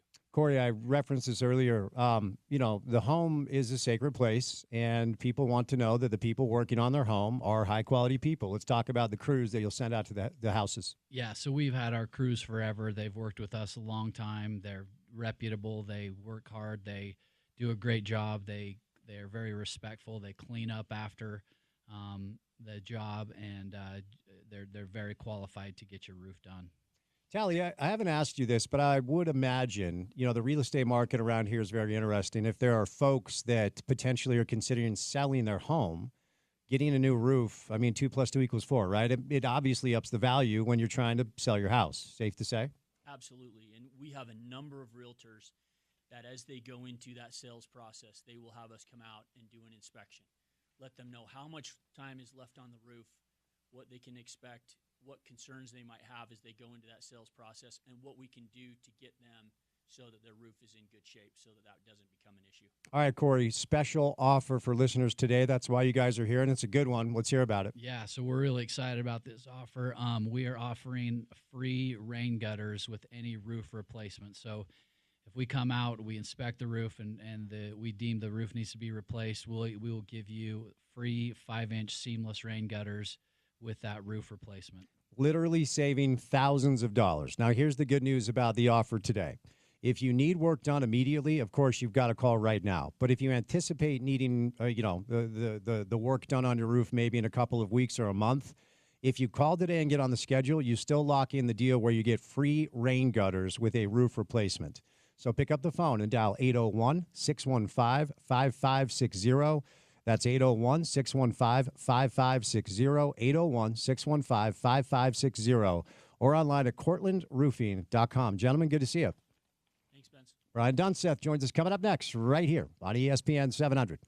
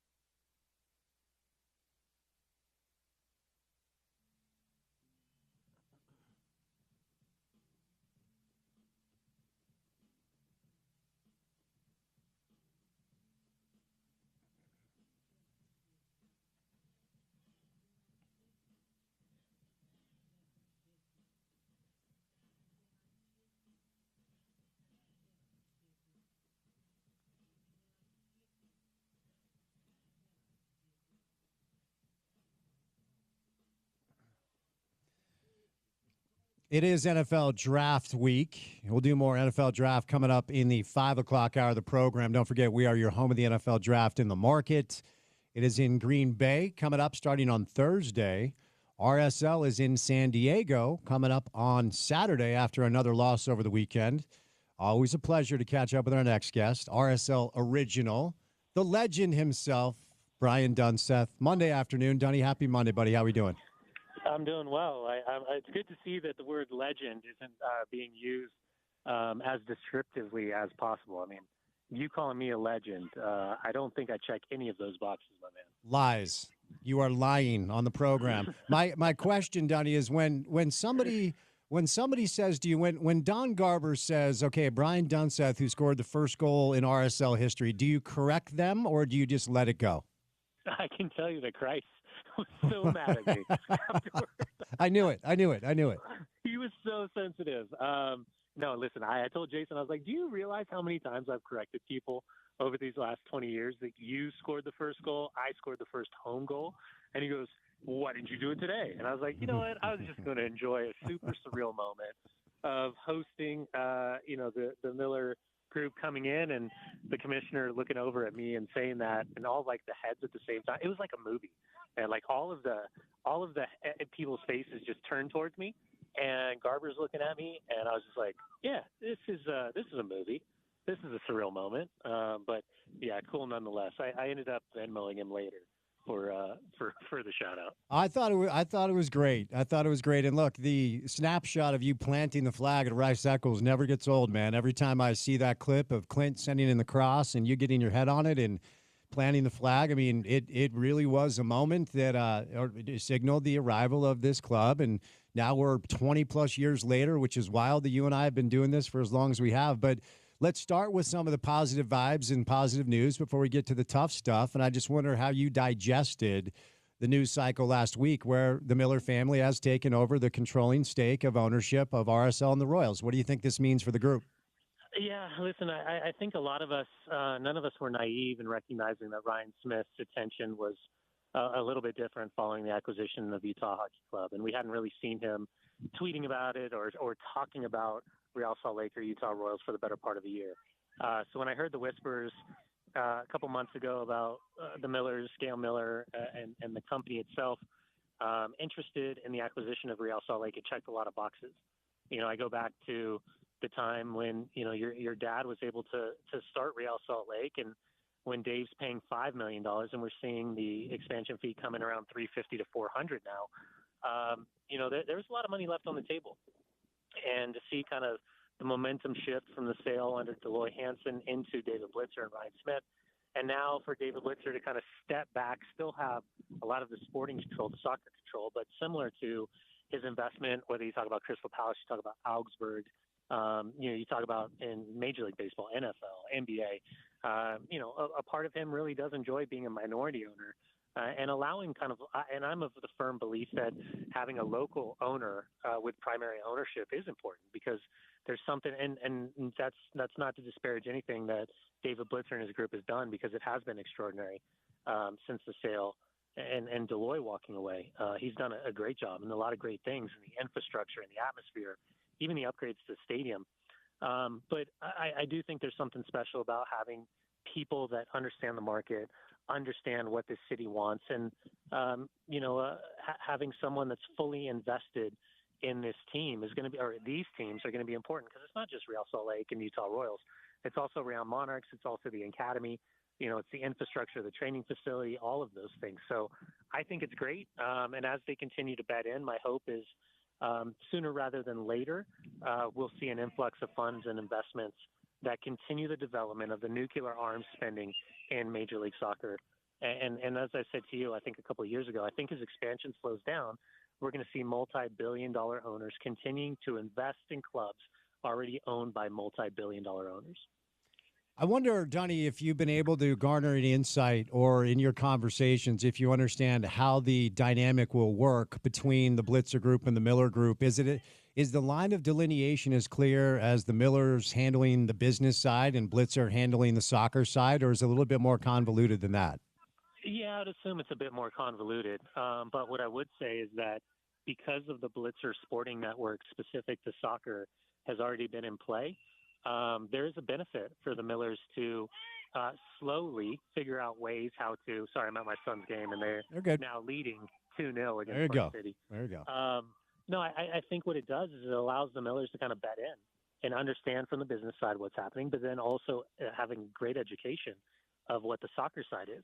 I am of the firm belief that I don't think it would be in any way, shape, or form a bad thing for someone like Dave Checketts to come in and somehow be involved and then allow the soccer people to make soccer decisions, similar to the success that we saw back in 2009 through 2012, specific to hiring Garth, hiring Jason, hiring Robin, and building out that roster and allowing just the soccer to speak for itself. And then, if there's failures, there's consequence. But, I think we're going to see an evolution over the next couple of years of what that looks like. I am not of the belief, having not been in the conversations and being in the room, to understand completely what this all looks like. But in the short term, I think there's enough of an educated personnel in charge right now to allow, this quote unquote handover of power in real time. One more thing, and then we'll move over to some results and some additions that are on the way, and hopefully more that we don't know about on the way as well. But what has been, as the kids would say, vibes are high, and the start of the season hasn't been great. But your connections at the club with both RSL and the Royals, does it feel like this ownership transition is being met with a ton of optimism? Yeah, I think it is. I really do. I mean, there's no one that's come out publicly and said anything different. There's nobody that has mentioned to me and either my hosting opportunities or being around the trainings that it speaks to anything different. But again, I think this, and I know this. We're not naive. I mean, we're dumb. We're not naive. I think we've seen a transfer of power from different organizations and clubs and different sporting ventures that there's always going to be a little bit of havoc, a little bit of helter-skelter, a little bit of confusion, because ultimately we're looking at the variation of responsibility. So that's all fine and dandy, but there is going to be, there's going to be some time for everyone to kind of figure out who ultimately is in charge, who's making the decisions, and then, the responsibility of failure is going to be in there as well.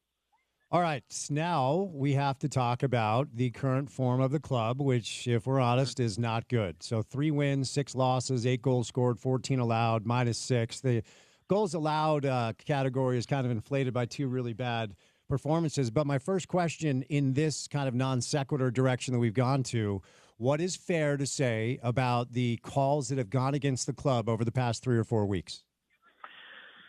You go back to the FC Dallas challenge for Peel, and anybody that has played at a high enough level will tell you that that was a player protecting himself in a moment in which Patrickson Delgado was about to do him. And by doing him, I mean like going to put his foot through his ankle. And I think he recognized in that moment he needed to protect himself. And I think there was a gray area of a conversation that should have been involved. That doesn't just have to be that, hey, this is violent conduct, this endangers the safety of the opponent. No, this is a guy saying, like, you're not going to kick me right now. I'm going to protect myself. The Daniel Levitz forearm shiver elbow to the face of Marchuk should have been a red. I'm not surprised, based on the referee's personality and history, that maybe his arrogance in the moment wasn't open to the idea of having someone in a booth in the Dallas, Texas area send him over to the monitor to overturn his call.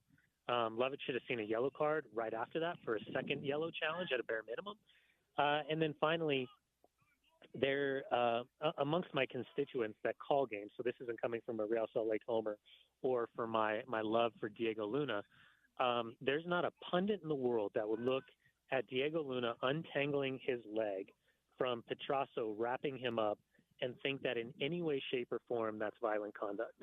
And Spence, I texted our good friend Trey Fitzgerald immediately as I was sitting in the Delta Lounge in Seattle flying home from calling the Seattle Nashville game.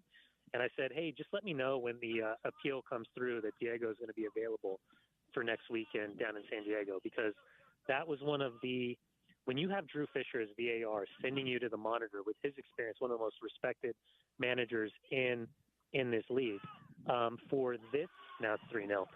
Nice. For this for this not to be downgraded, for Sergei Demyanchuk to go over to the monitor, have to look at it from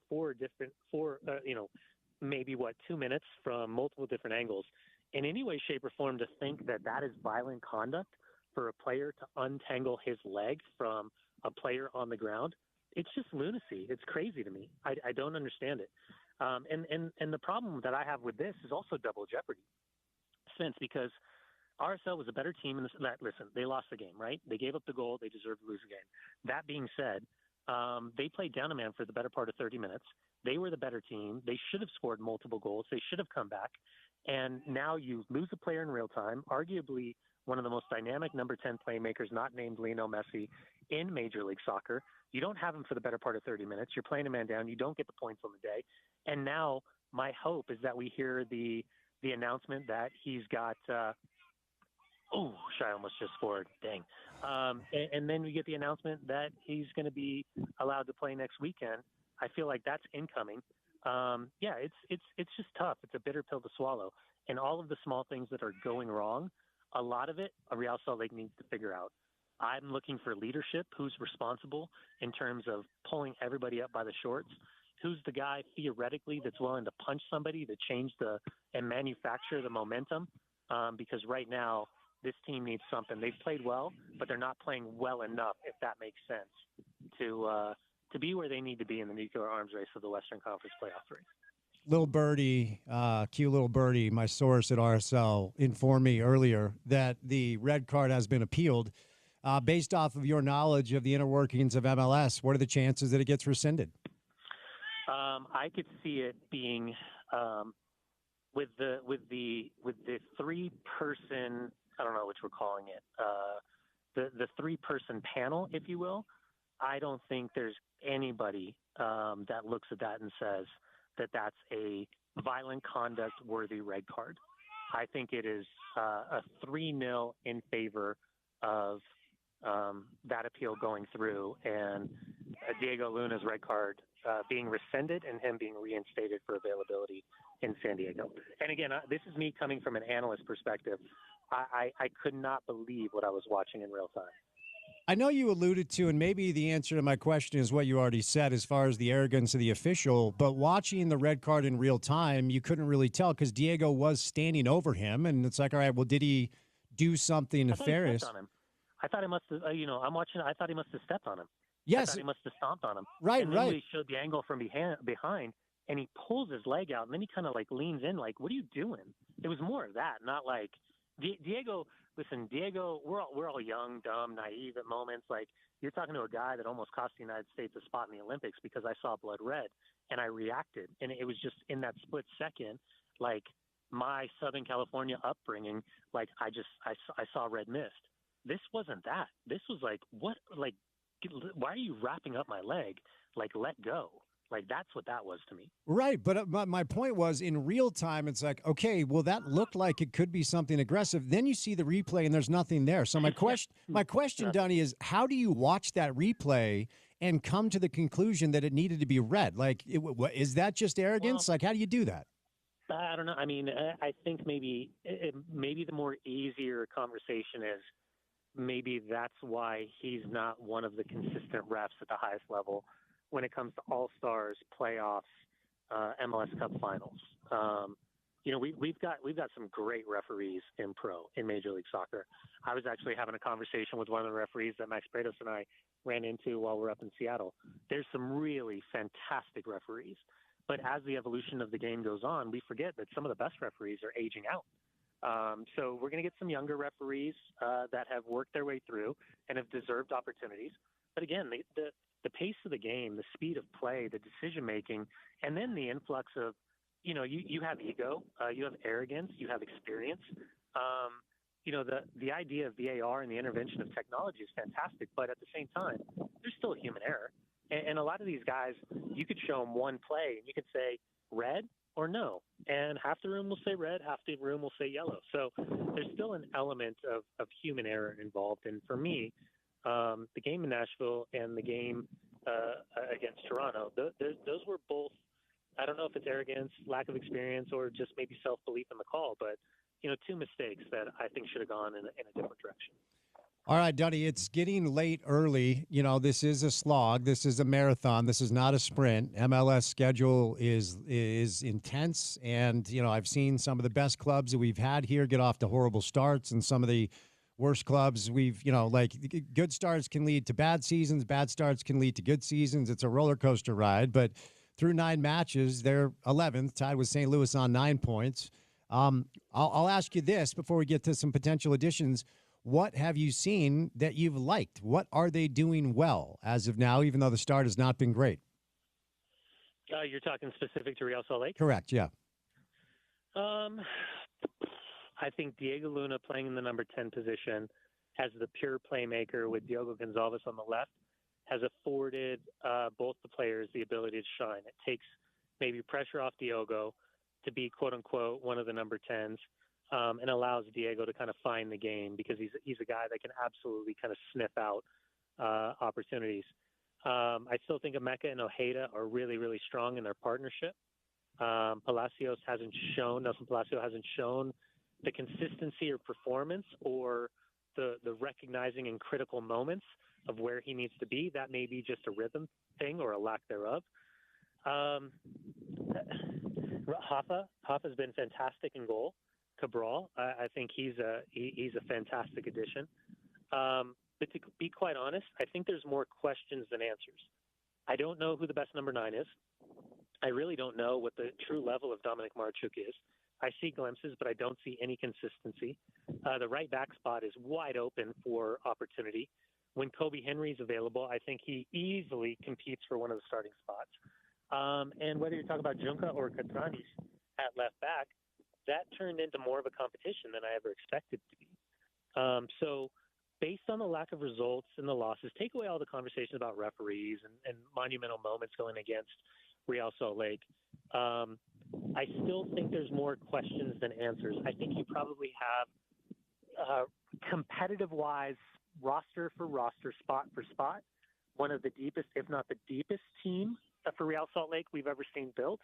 But they certainly aren't close to having the difference makers, even from what we saw last year. This is a completely different group than we saw in 2024, and I'm waiting for the vocal leaders. I'm waiting for the guys to kind of step up from a physical standpoint. No nonsense, me versus you. I'm going to destroy you, and then the technical side of guys that can put away chances. Because and I don't know about you, but every time I watch Real Salt Lake, I feel like they're generating 3 to 4 fantastic goal-scoring moments. And the game against Nashville is a perfect example where Marchuk, before he scores, he should have had 2 or 3 more. Piol should have had 1. This team needs to be more clinical. And maybe a part of this, quote-unquote, lack of investment was a byproduct of this ownership turnover.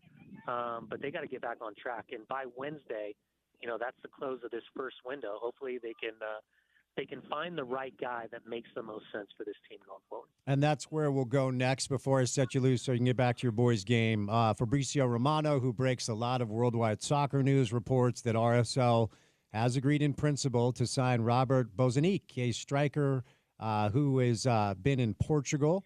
Dunny, I'm not going to tell you I've been grinding on Portuguese soccer tape. I don't know much about him, but tell us about this new striker. I'm told this should be on the ground in the next 24 hours or so. Yeah, I won't pretend to know what his level is. I'm aware of him.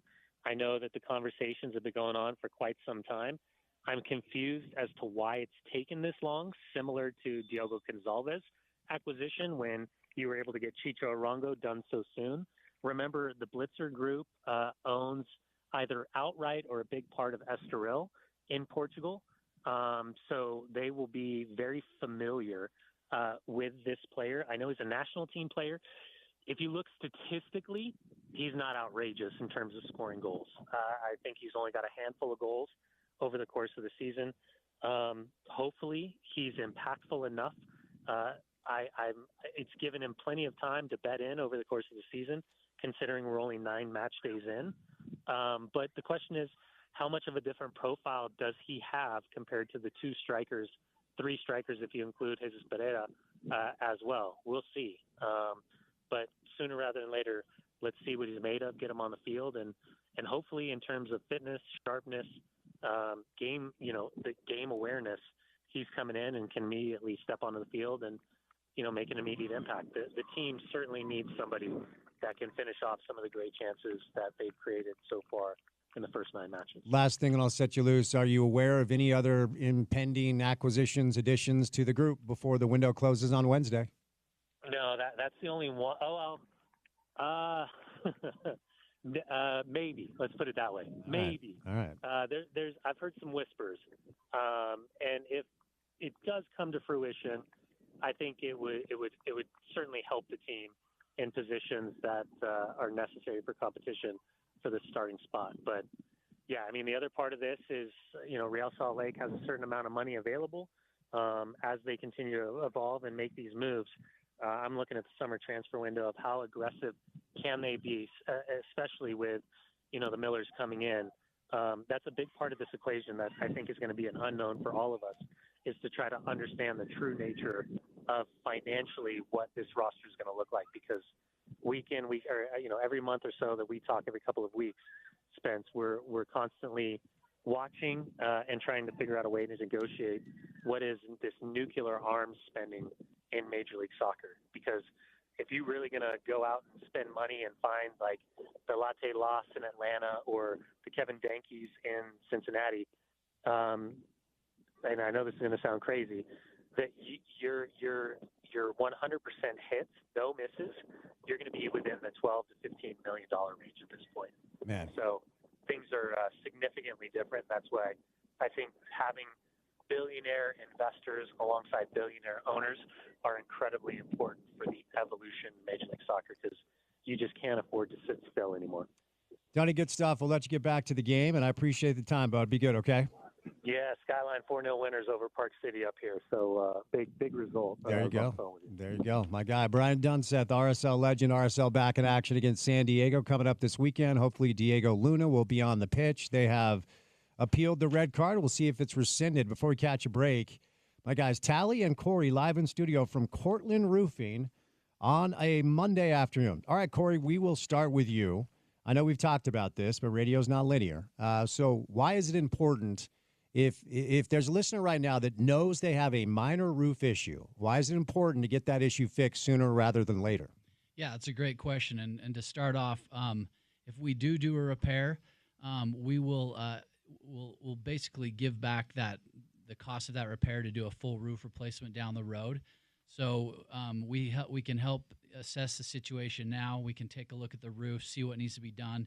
If there is a repair that needs to be done, and let's say the roof still has a year or two of life, we'll deduct that cost that we charge you for the repair towards a full roof replacement down the road. Wow. So it's just important to get things taken care of now so they don't get worse over time. Tally, we haven't talked about this, but you offer discounts for seniors, military, teachers, and first responders as well. Talk about that program you guys have.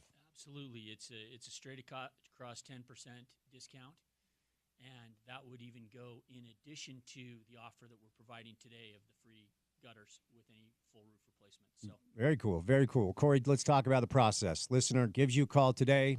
What happens next? Yeah, so first step is we want to schedule a time to come meet with the homeowner, take a look at the roof, assess the damage, or just assess the roof and let you know, hey, yeah, this roof has a couple years of life, or no, the roof needs to be replaced, or if it's just a small repair. So we want to assess the roof, give you an estimate, and then go over some options with you, including pricing and payment options and things like that to make it the most affordable we can possibly make it.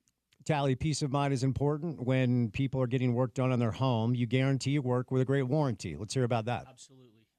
We use mostly Owens Corning products, phenomenal brand.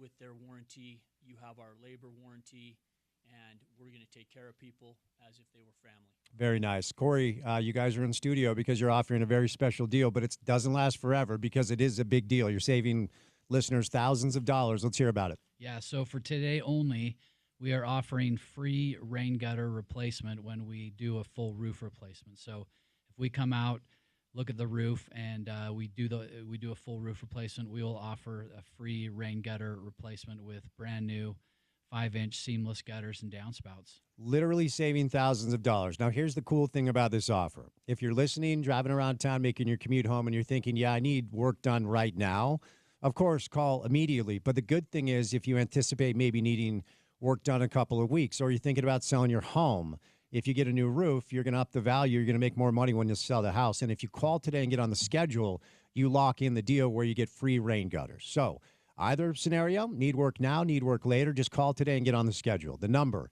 is 801-615-5560, 801-615-5560, 801-615-5560, or online at cortlandroofing.com. Gentlemen, good to see you. Thanks, Spence. 3 hours down, 1 hour to go on a Monday. Keep it here on ESPN 700.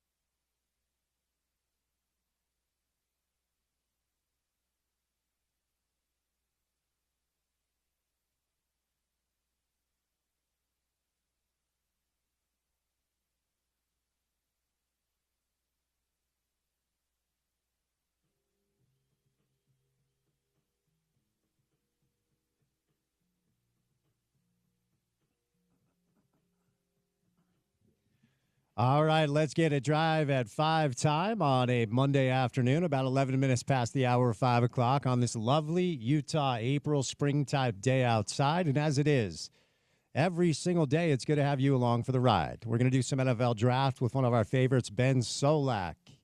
It is NFL Draft Week, Green Bay, Wisconsin, Lambeau Field, starting on Thursday, going throughout the course of the weekend. So stay tuned for that. I know a lot of people thirsty, hungry for pro football talk, for NFL draft talk.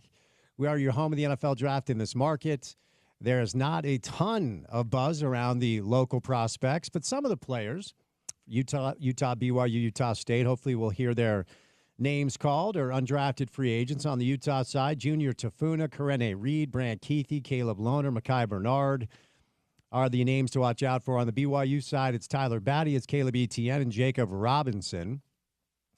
In the landscape of college football, the transfer portal is open. It will be open this week. It will close on Friday. After BYU wrapped up their spring practice session, Harrison Taggart, linebacker from Oregon, really good player for Jay Hill's defense last year. In addition to Keelan Marion, wide receiver kick returner, have announced that they have hit the transfer portal, and they're going to find another place to play this year. The rumors about Keelan Marion is headed to Texas. Catch passes from Arch Manning. The good news is for Utah football, after spring ball has wrapped up with the Forever 22 game over the weekend, we don't have any news about players entering the transfer portal as of yet. Now, it doesn't mean it's not going to happen. In fact, chances are you should probably just prepare for it, because that's the landscape of college football. Coach Witt, Morgan Scalley, Jason Beck, they are conducting interviews. The exit interview process going on right now after spring ball wraps up, and then the players will kind of understand their place in the Utah football ecosystem. If they're not happy with it, there's a good chance that some guys are going to hit the transfer portal. I can tell you, I was up at the spring game at Rice-Eccles Stadium on Saturday. Beautiful, beautiful Saturday afternoon. A little windy, but a lot of Ute fans showing up, showing loud and proud, and catching up with coaches and catching up with some of the administrators. The Utah coaching staff is not expecting a lot of players, or any players, quite frankly, that they're going to rely upon come fall to hit that transfer portal. So that's the expectation. Of course, I don't think BYU is expecting to lose Harrison Taggart or Keelan Marion. So only time will tell, and we'll see kind of how everything plays out for the Utes as we'll kind of monitor the situation coming up this week. It was a fun Saturday to be up at Rice-Eccles, Britton Covey, Zach Moss, Devin Lloyd, and others in the house to watch the offense beat the defense 42-38. Devin Dampier looked really good. It's just spring football, so who knows what that means. So we'll see if anything comes to fruition coming up this week. The Utes did pick up a commit for their 2026 class. Preston Pitts, who's a edge pass rusher from Texas, has committed to play for the University of Utah. Preston was in town over the weekend, kind of checking out the facilities, checking out the spring game. And so Utah was able to pick up a commit for their 2026 class. And as far as the transfer portal for the addition side of things for the Utes, they will welcome in a cornerback from Auburn named J.C. Hart, who has announced that he is transferring from Auburn to play for Coach Witt, Morgan Scalley, and the University of Utah. There was some buzz about a receiver in town over the weekend, but it looks like he is going back to Texas Tech, according to the rumors and the reports that are out there. Of course, Coach Witt himself has talked about the wide receiver position and whether or not they need to make some additions via the transfer portal to give Devin Dampier some more weapons. So it is a kind of an under-the-radar big week for Utah football with the transfer portal open. The transfer portal in college basketball continues to stay open. And since you and I last spoke on Friday, the Dallas Mavericks lost to the Memphis Grizzlies, and therefore Alex Jensen is now free to allocate his full time and full energy to the head coaching job for the Utah men's basketball program. So 7 roster spots left. I'm sure Alex, Coach Chilius, and Wes Wilcox and everybody working the transfer portal to try to add some talent. And, of course, if any news comes down, we will bring it to you. The NBA playoffs roll on tonight with a double dip. It's the Pistons and the Knicks from Madison Square Garden. Tonight's coverage is on TNT. Turner Sports has that for you. Then the late game will be the Clippers and the Nuggets after a really good game 1 at Ball Arena in Denver, Colorado. Russell Westbrook doing Russell Westbrook things, which is both good and bad. Ended up being good for Denver as they're up 1-0. The Knicks ran away from the Pistons in the fourth quarter, actually, after a little bit of an auspicious start. So the Knicks up 1-0, the Nuggets up 1-0 as the NBA playoffs resume. Stanley Cup playoffs are rolling along as well. The Canadiens and the Capitals are playing right now. That's scoreless. The Blues and the Jets will get going in a bit.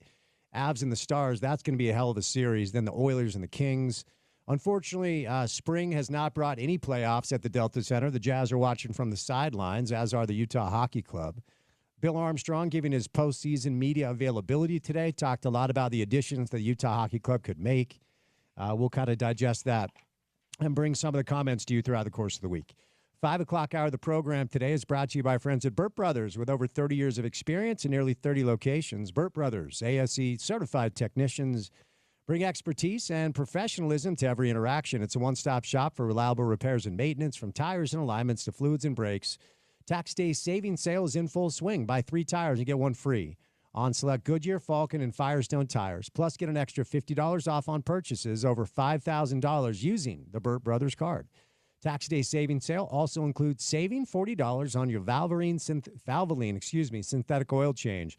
Stop by our Burt Brothers or Tire Busters locations or schedule an appointment today to experience the trusted service that has made Burt Brothers a Utah favorite for over 3 decades. Burt Brothers, doing it better since day one. All right, big week if you are a pro football fan. It's a fun week, man. The draft is the time as a football fan that you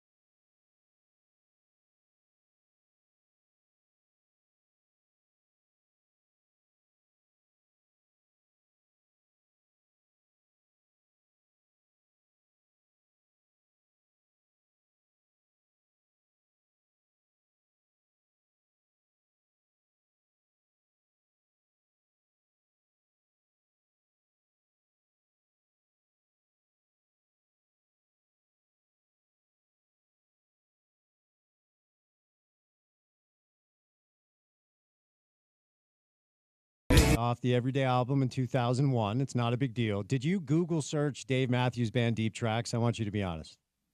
You did, didn't you? Maybe. This is a deep track. I would say it's a deep track. A deep track off one of their lesser listened to albums, nonetheless. Yeah, it's, I think Dave was going through some stuff. I think my guy was going through rough time in the early 2000s. And so the song. Weren't we all? Well, sure. I mean, 2001, rough year for a few reasons. The song Every Day did come off the album Every Day, which is one of his hits and a great song live. But So Right, deep track off an album not a lot of people know about. I cried a lot 2001. I was a small child. So. Well, there was a lot of reasons to cry in 2001. Maybe we don't need to get into that. This is true. How old were you in 2001? 7. All right. 6? Yeah, 6 or 7. Okay, fair enough. So little Dave to end the program. All right, NBA playoffs, doubleheader tonight, NHL, Stanley Cup playoffs, 4 games tonight. So it's a fun time of year. Of course, Stanley Cup playoffs are a ton of fun. If you are new to golf, if you are new to hockey, they do not have Stanley Cup playoffs in golf, but they do have the RBC Heritage, Justin Thomas back in the winner's circle. But if you are new to hockey in the market, I would encourage you to check out some of this action. It is intense. Like the overtime games in Stanley Cup playoffs are wildly intense. And I got to say, the early returns of NBA basketball in the postseason has been a lot of fun. It sounds silly, but when basketball players actually care about playing basketball, the sport is really cool. So there you go. Fun stuff today with the Utah football spring game over the weekend. The transfer portal open in both college and, I should say, both college basketball and college football. We are expecting and getting some information on the House versus NCAA settlement that will provide a little bit of clarity on what college football administrators kind of have at their disposal to try to build out programs. So a lot going on. RSL is expected to welcome in their new striker, Robert Bosanic, over the next 48 hours, and hopefully he'll be able to alleviate some of the issues that have been plaguing the club, and they just cannot score goals. And if you're not a soccer fan, here's a little soccer analysis. If you can't score goals, you're not going to win games. Boom. There you go. So RSL will be back in action coming up on Saturday against San Diego. So we do have a little soccer that we'll discuss on the program, too. Of course, the ownership transition complete last week as the Miller family have taken over the controlling ownership interests of Real Salt Lake and the Utah Royals as well. NFL Draft Week, of course, the local prospects, we'll be tracking them really for the Utes. I think the highest rated prospect is Junior Tafuna. Karene Reed is still trying to get healthy.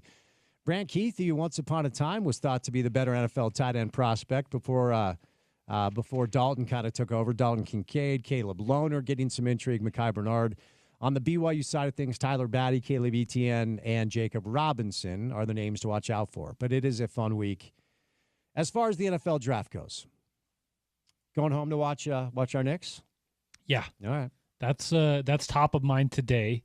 Was a little, I wouldn't say distracted. That would be a disservice, disrespect to my family. But busy with Easter stuff over the weekend. So kind of played catch up on a lot of the hoops. Weeknight, going to settle in and watch. Good show. RSL, Utes, Jazz. We talked Outlaws. We talked Dave Matthews Band. So a very full Monday. Yeah. I'm happy about it. Very full Monday indeed. All right. Before we get out of here, we're going to do a little best of. And then it's time for the Clippers and the Nuggets. You can listen to that game on the radio station. Porter, what comes our way on a Tuesday edition of the program? On a Tuesday edition of The Drive, Tony Jones stops by to talk some Jazz, some NBA action. Of course, he'll be covering the Nuggets throughout their postseason run. Tim McMahon talking some NBA on the Daily Assist. A whole hour with Richard Smitty Smith. So we're diving deep into the NBA playoffs tomorrow to start the show, and then catch up with John Kimball for some RSL to finish the show. A busy week for them in their own right. All right, some good stuff. And, of course, we will get you ready for the NFL Draft on Thursday, Green Bay, Lambeau Field. So stay tuned for that. We'll say goodnight. Special thank you today to Tom Haberstroh, to Josh Furlong, Ben Solak, and Brian Dunseth. For any of the sound you missed today, website is ESPN700sports.com. Make sure to download our mobile app and take us on the go. The ESPN 700 app is available in the App Store, the Google Play Store for free. And then finally, for what we do in our space every afternoon for 4 hours, check out our podcast page. It is called The Drive with Spence Checketts. It's available wherever you get your shows, Apple, Google, Stitcher, Spotify. your preferred catcher. Just search for our show, The Drive with Spence Checketts. Follow along, hit subscribe, give us a good rating, say nice things in the comments, and a good review, and it does help. For reporter, I'm Spence